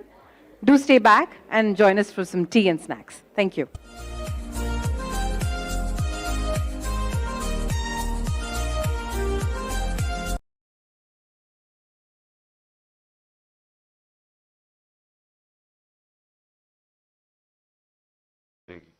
ہمیں کہا کہ ہاں بدھ کو آپ کر سکتے ہیں, اب کل پہ چلا گیا اور وہاں پورا سٹیج سیٹ اپ کرنا ہے صرف اس لیے کہ کسی نہ کسی طرح ان کا کیمپین بھی روکی جائے, یہ الیکشن نہ کر سکیں, ان کے لوگ بھاگ جائیں, سینئر لوگوں کو ڈرا دیں. تو پہلے تو میں اپنی عدلیہ دیکھیں, ہمیں ہوپ صرف اس وقت پاکستان کی عدلیہ سے ہے, ہماری ہیومن رائٹس کی حفاظت کریں. لیکن میں آج سے سارے ہم ان سب ثبوت اکٹھے کر رہے ہیں جس طرح کا انہوں نے ظلم اور تشدد کیا لوگوں پہ. ہم سارے ثبوت اکٹھے کر کے یہ سارے انٹرنیشنل ہیومن رائٹ آرگنائزیشنز کو آج ہم بھجوا, یورپین یونین کو اپروچ کر رہے ہیں. میں سارے جو اوورسیز ہمارے پاکستان تحریک انصاف کے چیپٹرز ہیں, آپ سارے وہاں جا کے پولیٹیکل جو پولیٹیشنز ہیں مقامی, سب کو بتائیں کہ ہیومن رائٹس جس طرح کی وائلیشنز آج پاکستان میں ہو رہی ہیں اس کی کوئی مثال نہیں. ہماری جمہوریت کو قتل کیا جا رہا ہے, کسی کو آئین کی فکر نہیں ہے. ابھی تک جو الیکشن کروانا تھا, مجھے بتائیں 30 اپریل کو الیکشن ہے, تو یہاں تو کوئی الیکشن کی فضا ہی نہیں بننے دے رہا ہے. پہلے ہماری ریلیز کے اوپر اٹیک کر دیا جو پہلی دن تھی, اس کے اوپر انہوں نے جس ضلع شاہ بیچارہ شہید ہوا, کتنے اس کو مارا, اور اب پھر جو جلسہ کرنا تھا اوپننگ اس کے اوپر وہ پرمیشن نہیں دے رہا ہے. تو یہاں تو جمہوریت کا قتل ہو رہا ہے, آئین کا قتل ہو رہا ہے. ہم انٹرنیشنل ہیومن رائٹس آرگنائزیشنز کو پھر سے میں کہہ رہا ہوں آج اپروچ کریں گے, فورن کیپٹلز کو اپروچ کریں گے, اپنے پی ٹی آئی کے جو چیپٹرز ہیں دنیا کے اندر ان کے ذریعے, اور اس کے علاوہ ہم اپنے آنریبل چیف جسٹس آپ کے سامنے جو وائلیشنز ہو رہی ہیں اس ملک کے اندر, کوئی یہاں قانون نہیں رہ گیا, جنگل کا قانون ہے, مائٹ از رائٹ, اس کے مطابق اس وقت یہاں ہر قسم کا ہراساں خوف پھیلایا جا رہا ہے. اس کے بعد ایک اور کوشش کیا ہو رہی ہے کہ یہاں ہمارے ایک تقسیم کرنے کی کوشش ہو رہی ہے. پہلے تو جو یہاں ہمارے ورکرز پشتون جو بھی ہمارے ساتھ آئے ہوئے تھے ان کو طالبان ڈکلیئر کرنے کی کوشش کی ہے کہ جی یہ کوئی دہشت گرد ہے, ان کو دہشت گرد بنانے کی کوشش کی ہے. انتشار پھیلا رہے ہیں کہ سارے ہمارے ریئیکٹ کر رہے ہیں جتنے پشتون ہیں. کسی کو ابھی کہا کہ جی دیر میں ایک طالبان یہاں پہنچا ہوا تھا, اس کی دیر سے سٹیٹمنٹ آئی ہے کہ میں نہ طالبان تھی, میں ادھر دیر میں بیٹھا ہوں, میں کبھی زبان پاک ہی نہیں گیا. اس طرح کی چیزیں ہو رہی ہیں, ڈس انفارمیشن. ان کی یہ کہنے کی کوشش کر رہے ہیں کہ ہم اس ملک میں انتشار پھیلا رہے ہیں اور ہم دہشت گردی کی طرف جا رہے ہیں, اور یہ جو جھوٹوں کی ملکہ ہے اس کی طرف سے یہ بار بار آ رہا ہے, کیونکہ وہ تو ایسے پھر رہی ہے جیسے پاکستان اس کی کوئی جاگیر ہے, کوئی قانون سے وہ اوپر ہے, وہ حکم کر رہی ہے کہ یہ کرو, اس کو پکڑو, اس کو معاف کر دو, میرا باپ نیلسن منڈیلا ہے اس کے سارے کیسز ختم کر دو. یعنی اس کو تو کوئی ایشو ہی نہیں ہے کہ اس ملک کے اندر کوئی آئین اور قانون بھی ہے. یہ جو تقسیم کرنے کی کوشش ہے, انتشار پھیلانے کی کوشش ہے, اس کے پیچھے کیا ہے؟ اس کے پیچھے کسی نہ کسی طرح الیکشن میں سے نکلنا ہے. اگر کسی پارٹی, کوئی پارٹی اس ملک میں آج انتشار نہیں چاہتی وہ تحریک انصاف ہے, کیونکہ ہم الیکشن چاہتے ہیں. جو الیکشن چاہے گا وہ کیوں ملک کے اندر انتشار چاہے گا؟ جو سارے راستے میں کل سیٹرڈے کو اسلام آباد جو ہمارے اوپر انہوں نے کیا, جس طرح کے ربر بلٹس اور یہ جو ٹیئر گیسنگ کی, جب کوئی کچھ نہیں کر رہا تھا, پرامن چلے جا رہے تھے. اشتعال پھیلانے کی کوشش ہے, کسی طرح انتشار پھیلے, لوگوں کو جوش آئے, وہ واپس ریٹیلیٹ کرے. کوشش صرف یہ ہے. یہاں بھی آ کے یہ جو انہوں نے گھر پہ کیا ہے, دیوار توڑ دی, دروازہ توڑ دیا, چیزیں لوٹ کے لے گئے, کیا اس سے لوگ جو دیکھ رہے تھے ان کے اوپر کیا گزری ہوگی؟ ساروں کو غصہ تو ہے. میں بار بار لوگوں کو کہتا جا رہا ہوں کہ ہم نے کسی قسم کی وائلنس میں نہیں, ہم نے کسی قسم کا ہتھیار نہیں اٹھانا. ہم نے کبھی کوشش کرنی ہے کہ ہم پرامن رہیں. کیوں؟ کیونکہ ہم تو الیکشن چاہ رہے ہیں. جو الیکشن سے بھاگ رہے ہیں وہ یہ پوری کوشش کر رہے ہیں. تو اس لیے میں یہ واضح کرنا چاہتا ہوں پہلے یہ جو انتشار کی بات ہے یہ میں کلیئر کر دوں. تحریک انصاف کا کارکن نہیں چاہتا وہ الیکشنز چاہتا ہے, وہ اس ملک میں تصادم نہیں چاہتا. اور دوسری چیز جو تقسیم کرنے کی کوشش کی جا رہی ہے, ہمیشہ یہ جو ذاتی مفادات کے لیے پولیٹیشنز آتے ہیں, ان کی کوشش یہ ہوتی ہے کہ انسانوں کو تقسیم کر کے, نفرتیں پھیلا کے, اور پھر ہم ووٹ اکٹھے کریں. یہ بڑا پرانا طریقہ ہے. یہ جو ہندوستان میں نریندر مودی نے کیا انسانوں کو تقسیم کر دیا. اس نے ہندو نیشنلزم کو اٹھا دیا کہ آپ بہت کوئی عظیم قوم ہے, باقی کی وجہ سے ہم اوپر نہیں جا سکے, تو وہ سارا نفرتیں پھیلا کے اس کی پاور بڑھ گئی ہے. یہی کراچی میں کیا گیا تھا, انتشار پھیلا کے ڈیوائیڈ کر کے کہ جی بڑا ظلم ہے, باقی قومیں رہتی تھیں یا کراچی میں ان کے خلاف نفرت, کراچی تباہ ہو گیا. آج بھی یہی کوشش ہو رہی ہے کہ کسی طرح ووٹ لینے کے لیے ملک تقسیم ہو, اگر لڑائیں کہ پنجابی پٹھان کو یا کسی کے ساتھ, صرف یہ کوشش ہے. جبکہ ملک کی ضرورت ہے کہ ہم سب اکٹھے ہو کے ایک قوم بن کے, اتنا بڑا کرائسس ہے, ملک کو تباہی کے کنارے پہ کھڑا کر دیا, ہم سب مل کے اس میں سے نکلیں. اور آخر میں ایک اور کوشش ہو رہی ہے کہ پاکستان کی فوج کو اور تحریک انصاف کو آمنا سامنا کروایا جائے, ہمارا آپس میں لڑائی کروائی جائے. یہ بھی پی ڈی ایم کی پوری کوشش ہے, کیونکہ وہ پھر سے الیکشن تو یہ اب جیت ہی نہیں سکتے. جب الیکشن نہیں جیت سکتے تو کچھ تو کرنا ہے کہ کسی طرح تحریک انصاف ختم کرو, یہ تو کر ہی نہیں سکتے. لہذا پاکستانی فوج کو ان کے اوپر چھوڑو, اس کو ان کے خلاف کرو. میں یہ واضح کر دوں, فوج بھی میری ہے, ملک بھی میرا ہے, میرا جینا مرنا پاکستان میں ہے. میں نے اس ملک سے اپنا بوریا بستر اٹھا کے, اتنے بیگز لے کے, میں نے باہر نہیں بھاگنا, میں نے یہی مرنا ہے. اور جو آدمی اس ملک میں پتا ہو کہ اس کی جان خطرے میں, اس کے باوجود وہ جاتا ہے اسلام آباد کی عدالت میں. پتا تھا کہ 1.5 مہینے سے میں کہہ رہا تھا کہ مجھے دینی انتہا پسند کے نام پہ میرے اوپر واردات کریں گے, اس کے باوجود میں جاتا تھا سارے اپنے جو لانگ مارچ میں کھلے پبلک میں جاتا تھا. موت کا خوف نہیں ہے اس کو اپنے ملک کا خوف ہے. اس وقت مجھے ڈر یہ ہے کہ یہ جو لوگ جن کے صرف ذاتی انٹرسٹ ہیں, یہ سب اکٹھے ہو کے کوشش کر رہے ہیں کہ عمران خان کو راستے سے ہٹاؤ. ان کو کوئی ملک کی فکر نہیں ہے. اس ملک کو تباہ کرنے کا یہ سب سے بہترین طریقہ ہے کہ ایک فیڈرل پارٹی جو ملک کو اکٹھا کر سکتی ہے, اس کے سربراہ کو قتل کر دو. یہ کوشش ہے, اور یہ پوری کوشش کر رہے ہیں کہ فوج کو ورغلائیں ہمارے خلاف, کہ جی دیکھیں وہ کر دیا, سوشل میڈیا پہ یہ کر دیا. سوشل میڈیا کو سمجھ لیں سب, کسی کا کنٹرول نہیں ہے سوشل میڈیا پہ. جب امپورٹڈ حکومت نامنظور جو چلا, وہ سارے ٹویٹر کے ریکارڈ ٹوٹ گئے. کیا ہمارے پاس اتنے لوگ ہیں کہ اتنی زیادہ ہم ٹویٹس کر سکتے تھے؟ یہ پبلک کی دل کی آواز تھی. جو سوشل میڈیا ہے, یہ سب سے بڑا ایک ڈیموکریسی کا ایک نئی چیز آ گئی ہے. جس کے پاس موبائل فون ہے اس کی آواز آ گئی ہے. جو یہ نہیں سمجھتا وہ کہے گی جی اس کے کہنے پہ کر رہا ہے. کوئی کسی کے کہنے پہ کچھ کر سکتا ہے؟ لوگ اپنی اب آواز بلند کر سکتے ہیں, لوگ برا بھلا کہہ سکتے ہیں. اور جو باہر بیٹھے ہوئے پاکستانی, ان کو تو خوف ہی اب کوئی نہیں ہے. ان کو تو کوئی پکڑ نہیں سکتی, یا ایف آئی اے آ کے اور رات کو بند کر کے ان کو کمروں میں مارے, وہ تو بول سکتے ہیں. تو یہ آواز سنیں لوگوں کی, بجائے یہ کہ جی تحریک انصاف کچھ کر رہی ہے, کوئی غلط کام کر رہی ہے. وہ انگریزی میں لفظ ہے اسمیل دا کافی. دیکھیں کدھر جا رہا ہے ملک, لوگ کدھر جا رہے ہیں. اور یہ مینار پاکستان یہ پوری کوشش کر رہے ہیں کہ ہمارا جلسہ نہ ہو. وہ کیوں کر رہے ہیں؟ کیونکہ میں آج چیلنج کرتا ہوں, پاکستان کی تاریخ کا سب سے بڑی پبلک نکلے گی مینار پاکستان. آپ کو پتہ چل جائے گا کہ قوم کھڑی کدھر ہے.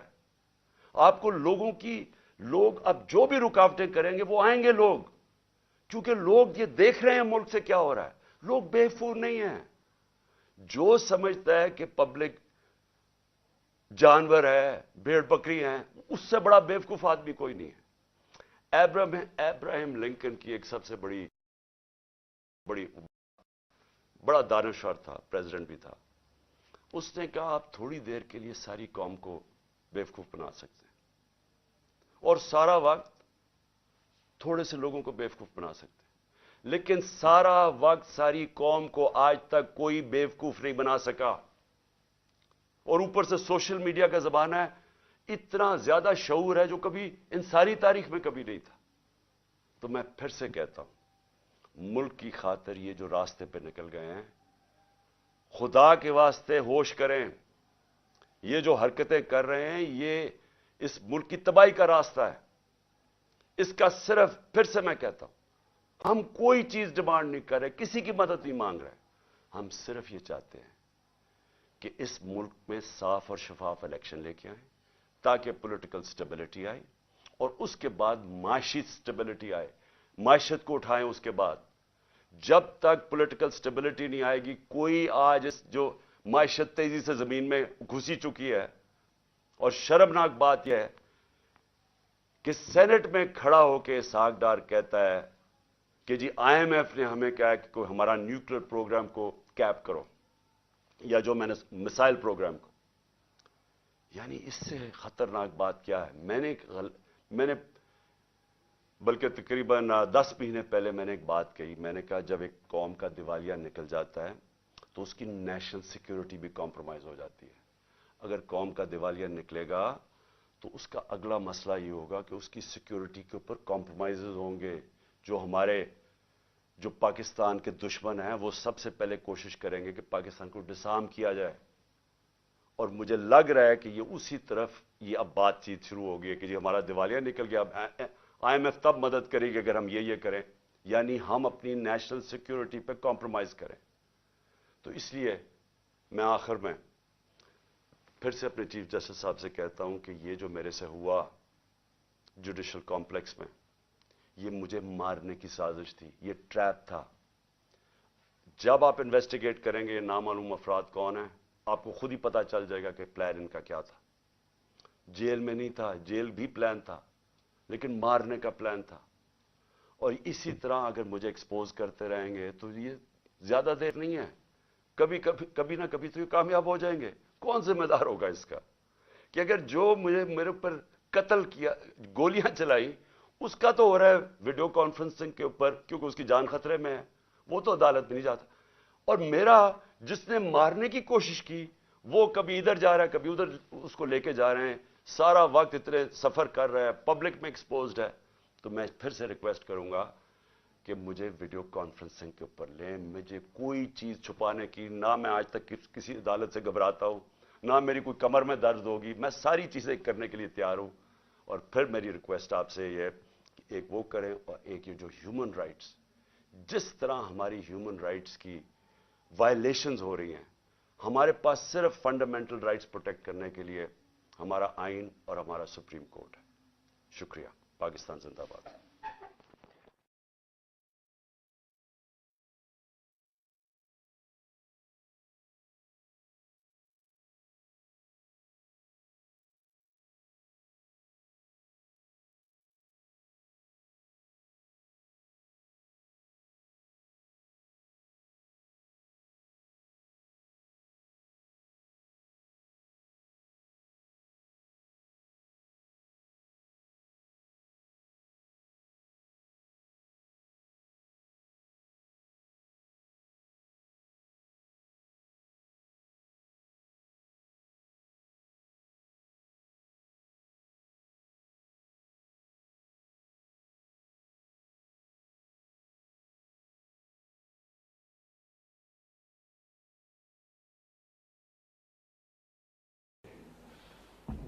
Здесь долго, здесь еще можно. Здесь я сразу был против такого.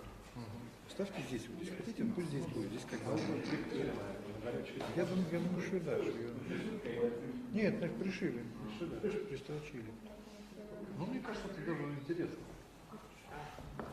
Я говорю, зачем? Вы потом заказали значки. Пойдем нам значки всем сюда. Значок не видно. Ну, тоже привлекает, да, конечно.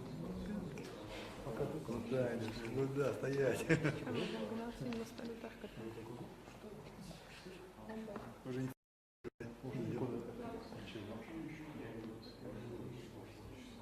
да здесь естественно, выглядит нормально. Ну, интересно как-то. Пожалуйста, все. Мы ходили с Серегой, по-моему, как раз на последнюю открытую присылку. Да, с Путина, как раз под этой всей настолько крутые, все маленькие такие.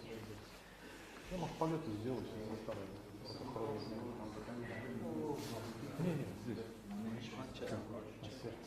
ТАСС? ТАСС, ну, фотохроника. Старенькую? Да, советскую, черно-желтую. Где-то Фадея кидал. Старенький библиотек? Да. А вообще хочу своих футболок, надел своих фотографий. Пошли. Кто? О, фотограф.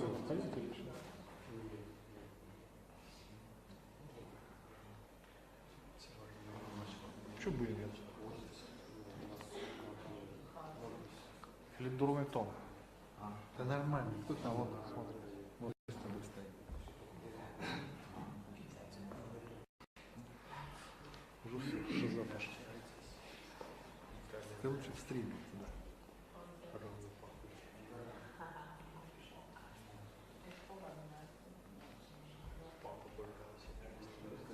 Ты видел это? В экран видите? Посмотрим. Видишь, что? Да, я себя вижу. Привет.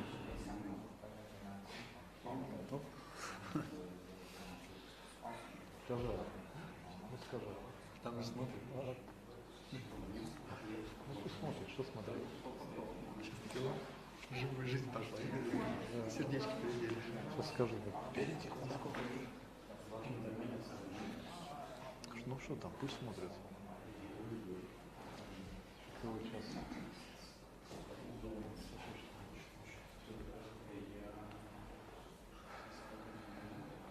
Так что если это изящно выглядит, мне кажется, это даже интересно. Куда интересно, чем просто в пиджак?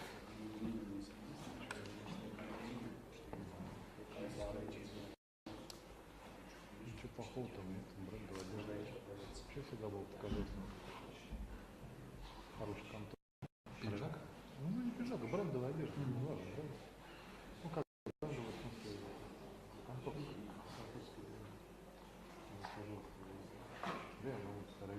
Оператор жилетки тоже заказал. Отель, да. В малиновом цвете, темном. Здесь, да, на спине, может, и не надо, да. Лишнее. Какие-то коробки стоят. Ты видел, как коробки стоят? Чего такие? Там институт. Решили поменяться, нашу на армянскую? Ну что там, какие-то договоры? Договоры не используют. Надо спросить. Папа-то не понятно. А если я вот здесь буду ставить 10, я в кадр не попадаю уже, да? Нет?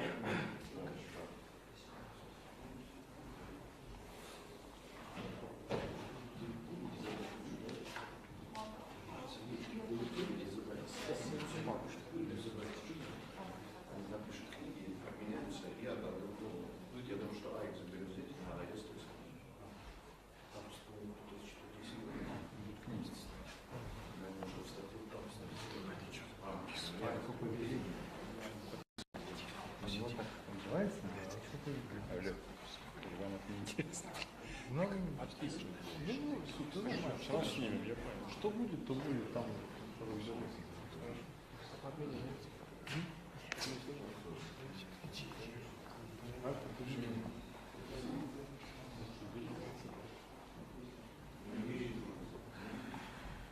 Я работаю.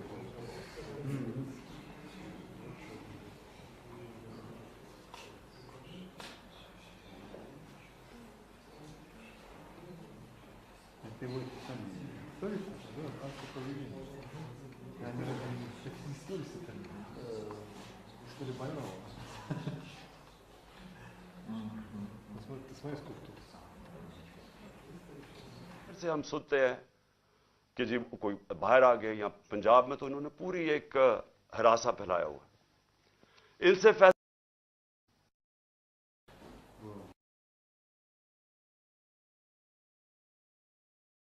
में आके सब कुछ तोड़ कमजोर से नौजवानों नौकरों को उठा के ले गए, नौकरों को मारा इन्होंने। वो बेचारा खनसामा सफीर, वो बेचारा सूखा सा, उसको डंडे मार के उठा के ले गए। ये कौन सा कानून है? सारी जगह जिधर से हम सुनते हैं कि जी कोई बाहर आ गए, या पंजाब में तो इन्होंने पूरी एक हरासा फैलाया हुआ। इनसे फैसला किया कि हमने मीनारे पाकिस्तान में जलसा करना है। अब पता चला जी कल अदालत फैसला करेगी। हमें कहा कि हाँ बुध को आप कर सकते हैं, अब कल पे चला गया और वहां पूरा स्टेज सेटअप करना है, सिर्फ इसलिए कि किसी ना किसी तरह इनका कैंपेन भी रोकी जाए, ये इलेक्शन ना कर सके, इनके लोग भाग जाएं, सीनियर लोगों को डरा दें। तो पहले तो मैं अपनी अदलिया, देखें हमें होप सिर्फ इस वक्त पाकिस्तान की अदलिया से है, हमारी ह्यूमन राइट्स की हिफाजत करें। लेकिन मैं आज से सारे हम इन सब सबूत इकट्ठे कर रहे हैं। जिस तरह का इन्होंने जुल्म और तशद्दुद किया लोगों पे, हम सारे सबूत इकट्ठे करके ये सारे इंटरनेशनल ह्यूमन राइट ऑर्गेनाइजेशंस को आज हम भिजवा, यूरोपियन यूनियन को अप्रोच कर रहे हैं। मैं सारे जो ओवरसीज हमारे पाकिस्तान तहरीक इंसाफ के चैप्टर्स हैं, आप सारे वहां जाके पॉलिटिकल जो पॉलिटिशियंस हैं मुकामी, सबको बताएं कि ह्यूमन राइट्स जिस तरह की वायलेशंस आज पाकिस्तान में हो रही हैं, इसकी कोई मिसाल नहीं। हमारी जमहूरियत को कत्ल किया जा रहा है, किसी को आइन की फिक्र नहीं है। अभी तक जो इलेक्शन करवाना था, मुझे बताएं 30 अप्रैल को इलेक्शन है, तो यहां तो कोई इलेक्शन की फिजा ही नहीं बनने दे रहा है। पहले हमारी रैलीज के ऊपर अटैक कर दिया, जो पहली दिन थी उसके ऊपर उन्होंने, जिस जिले शाह बेचारा शहीद हुआ, कितने किसको मारा, और अब फिर जो जलसा करना था ओपनिंग, उसके ऊपर वो परमिशन नहीं दे रहा है। तो यहां तो जमहूरियत का कत्ल हो रहा है, आइन का कत्ल हो रहा है। हम इंटरनेशनल ह्यूमन राइट्स ऑर्गेनाइजेशंस को फिर से मैं कह रहा हूं आज अप्रोच करेंगे, फॉरेन कैपिटल्स को अप्रोच करेंगे, अपने पीटीआई के जो चैप्टर्स हैं दुनिया के अंदर उनके जरिए, और उसके अलावा हम अपने ऑनरेबल चीफ जस्टिस आपके सामने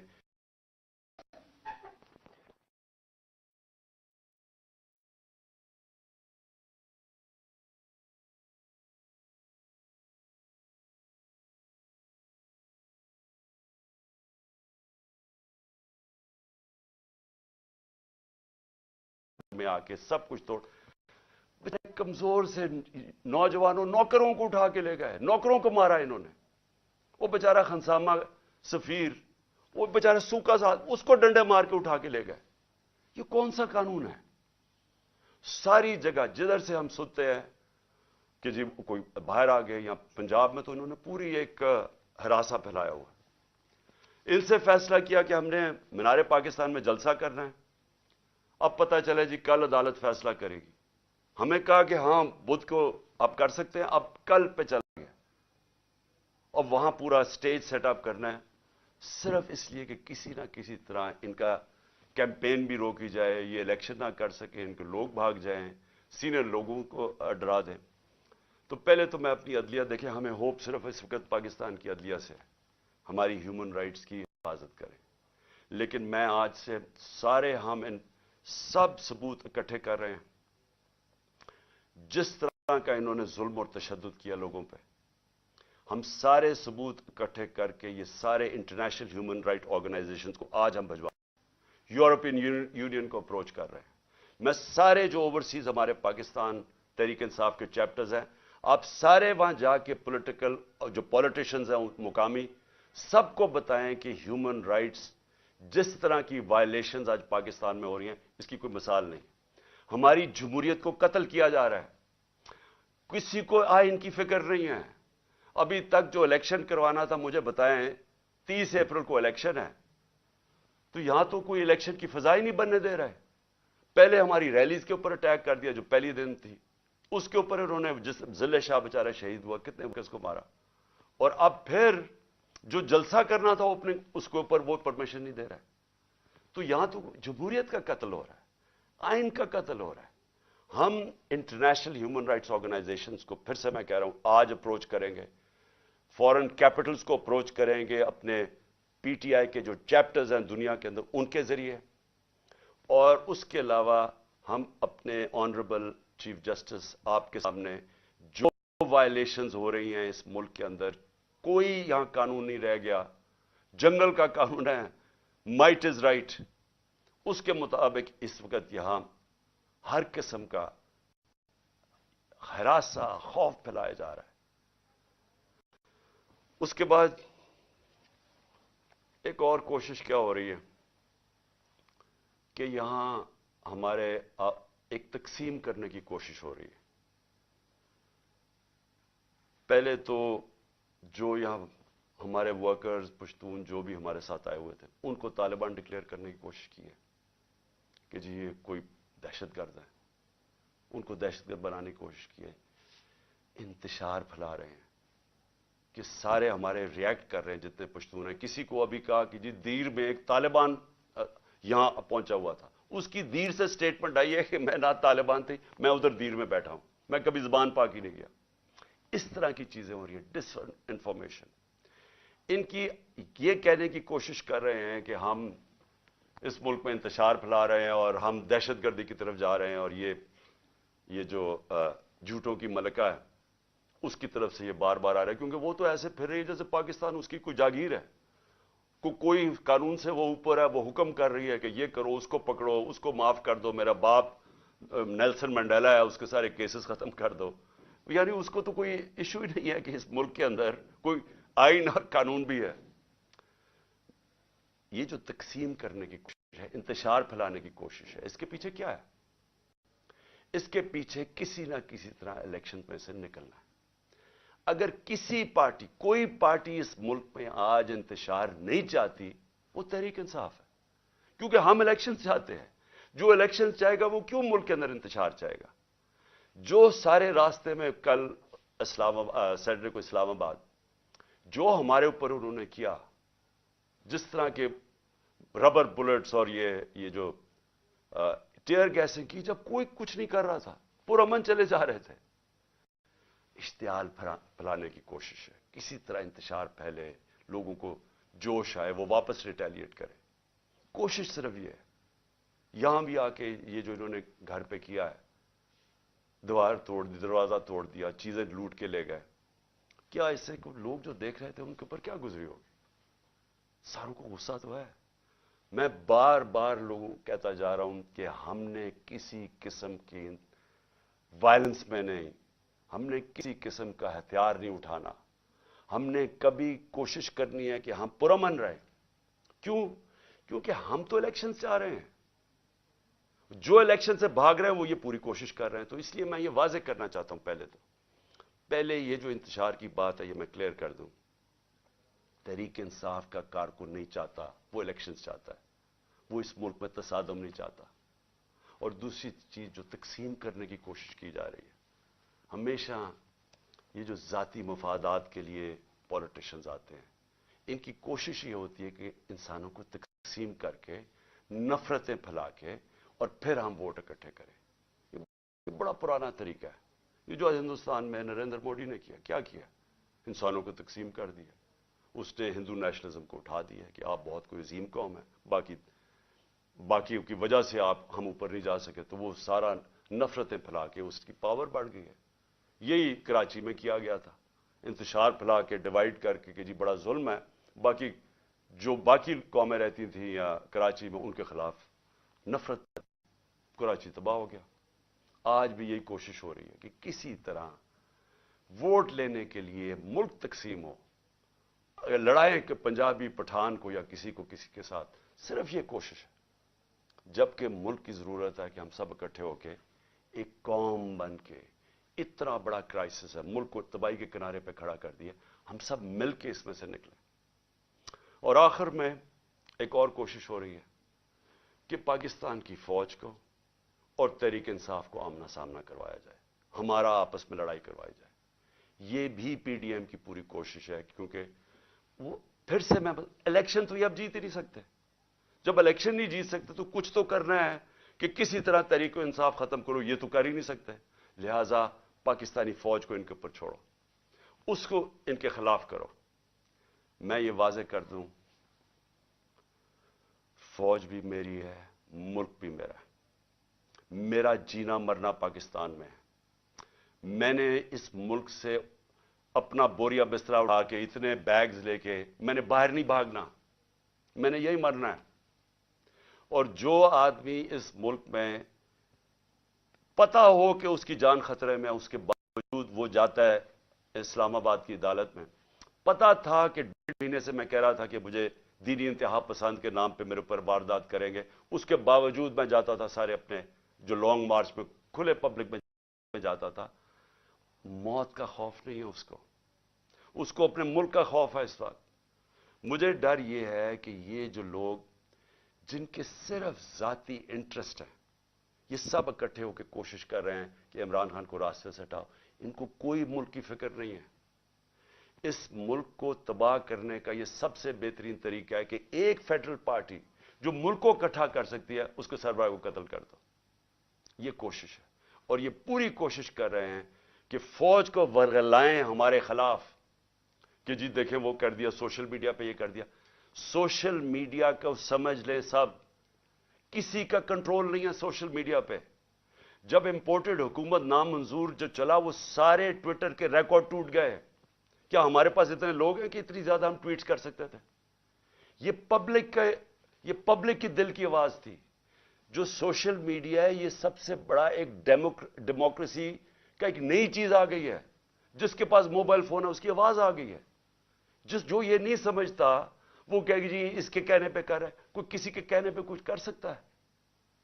لوگ اپنی اب آواز بلند کر سکتے ہیں، لوگ برا بھلا کہہ سکتے ہیں. اور جو باہر بیٹھے ہوئے پاکستانی، ان کو تو خوف ہی اب کوئی نہیں ہے. ان کو تو کوئی پکڑ نہیں سکتی، یا ایف آئی اے آ کے اور رات کو بند کر کے ان کو کمروں میں مارے. وہ تو بول سکتے ہیں. تو یہ آواز سنیں لوگوں کی، بجائے یہ کہ جی تحریک انصاف کچھ کر رہی ہے، کوئی غلط کام کر رہی ہے. وہ انگریزی میں لفظ ہے اسمیل دا کافی. دیکھیں کدھر جا رہا ہے ملک، لوگ کدھر جا رہے ہیں. اور یہ مینار پاکستان یہ پوری کوشش کر رہے ہیں کہ ہمارا جلسہ نہ ہو. وہ کیوں کر رہے ہیں؟ کیونکہ میں آج چیلنج کرتا ہوں، پاکستان کی تاریخ کا سب سے بڑی پبلک نکلے گی مینار پاکستان. آپ کو پتہ چل جائے گا کہ قوم کھڑی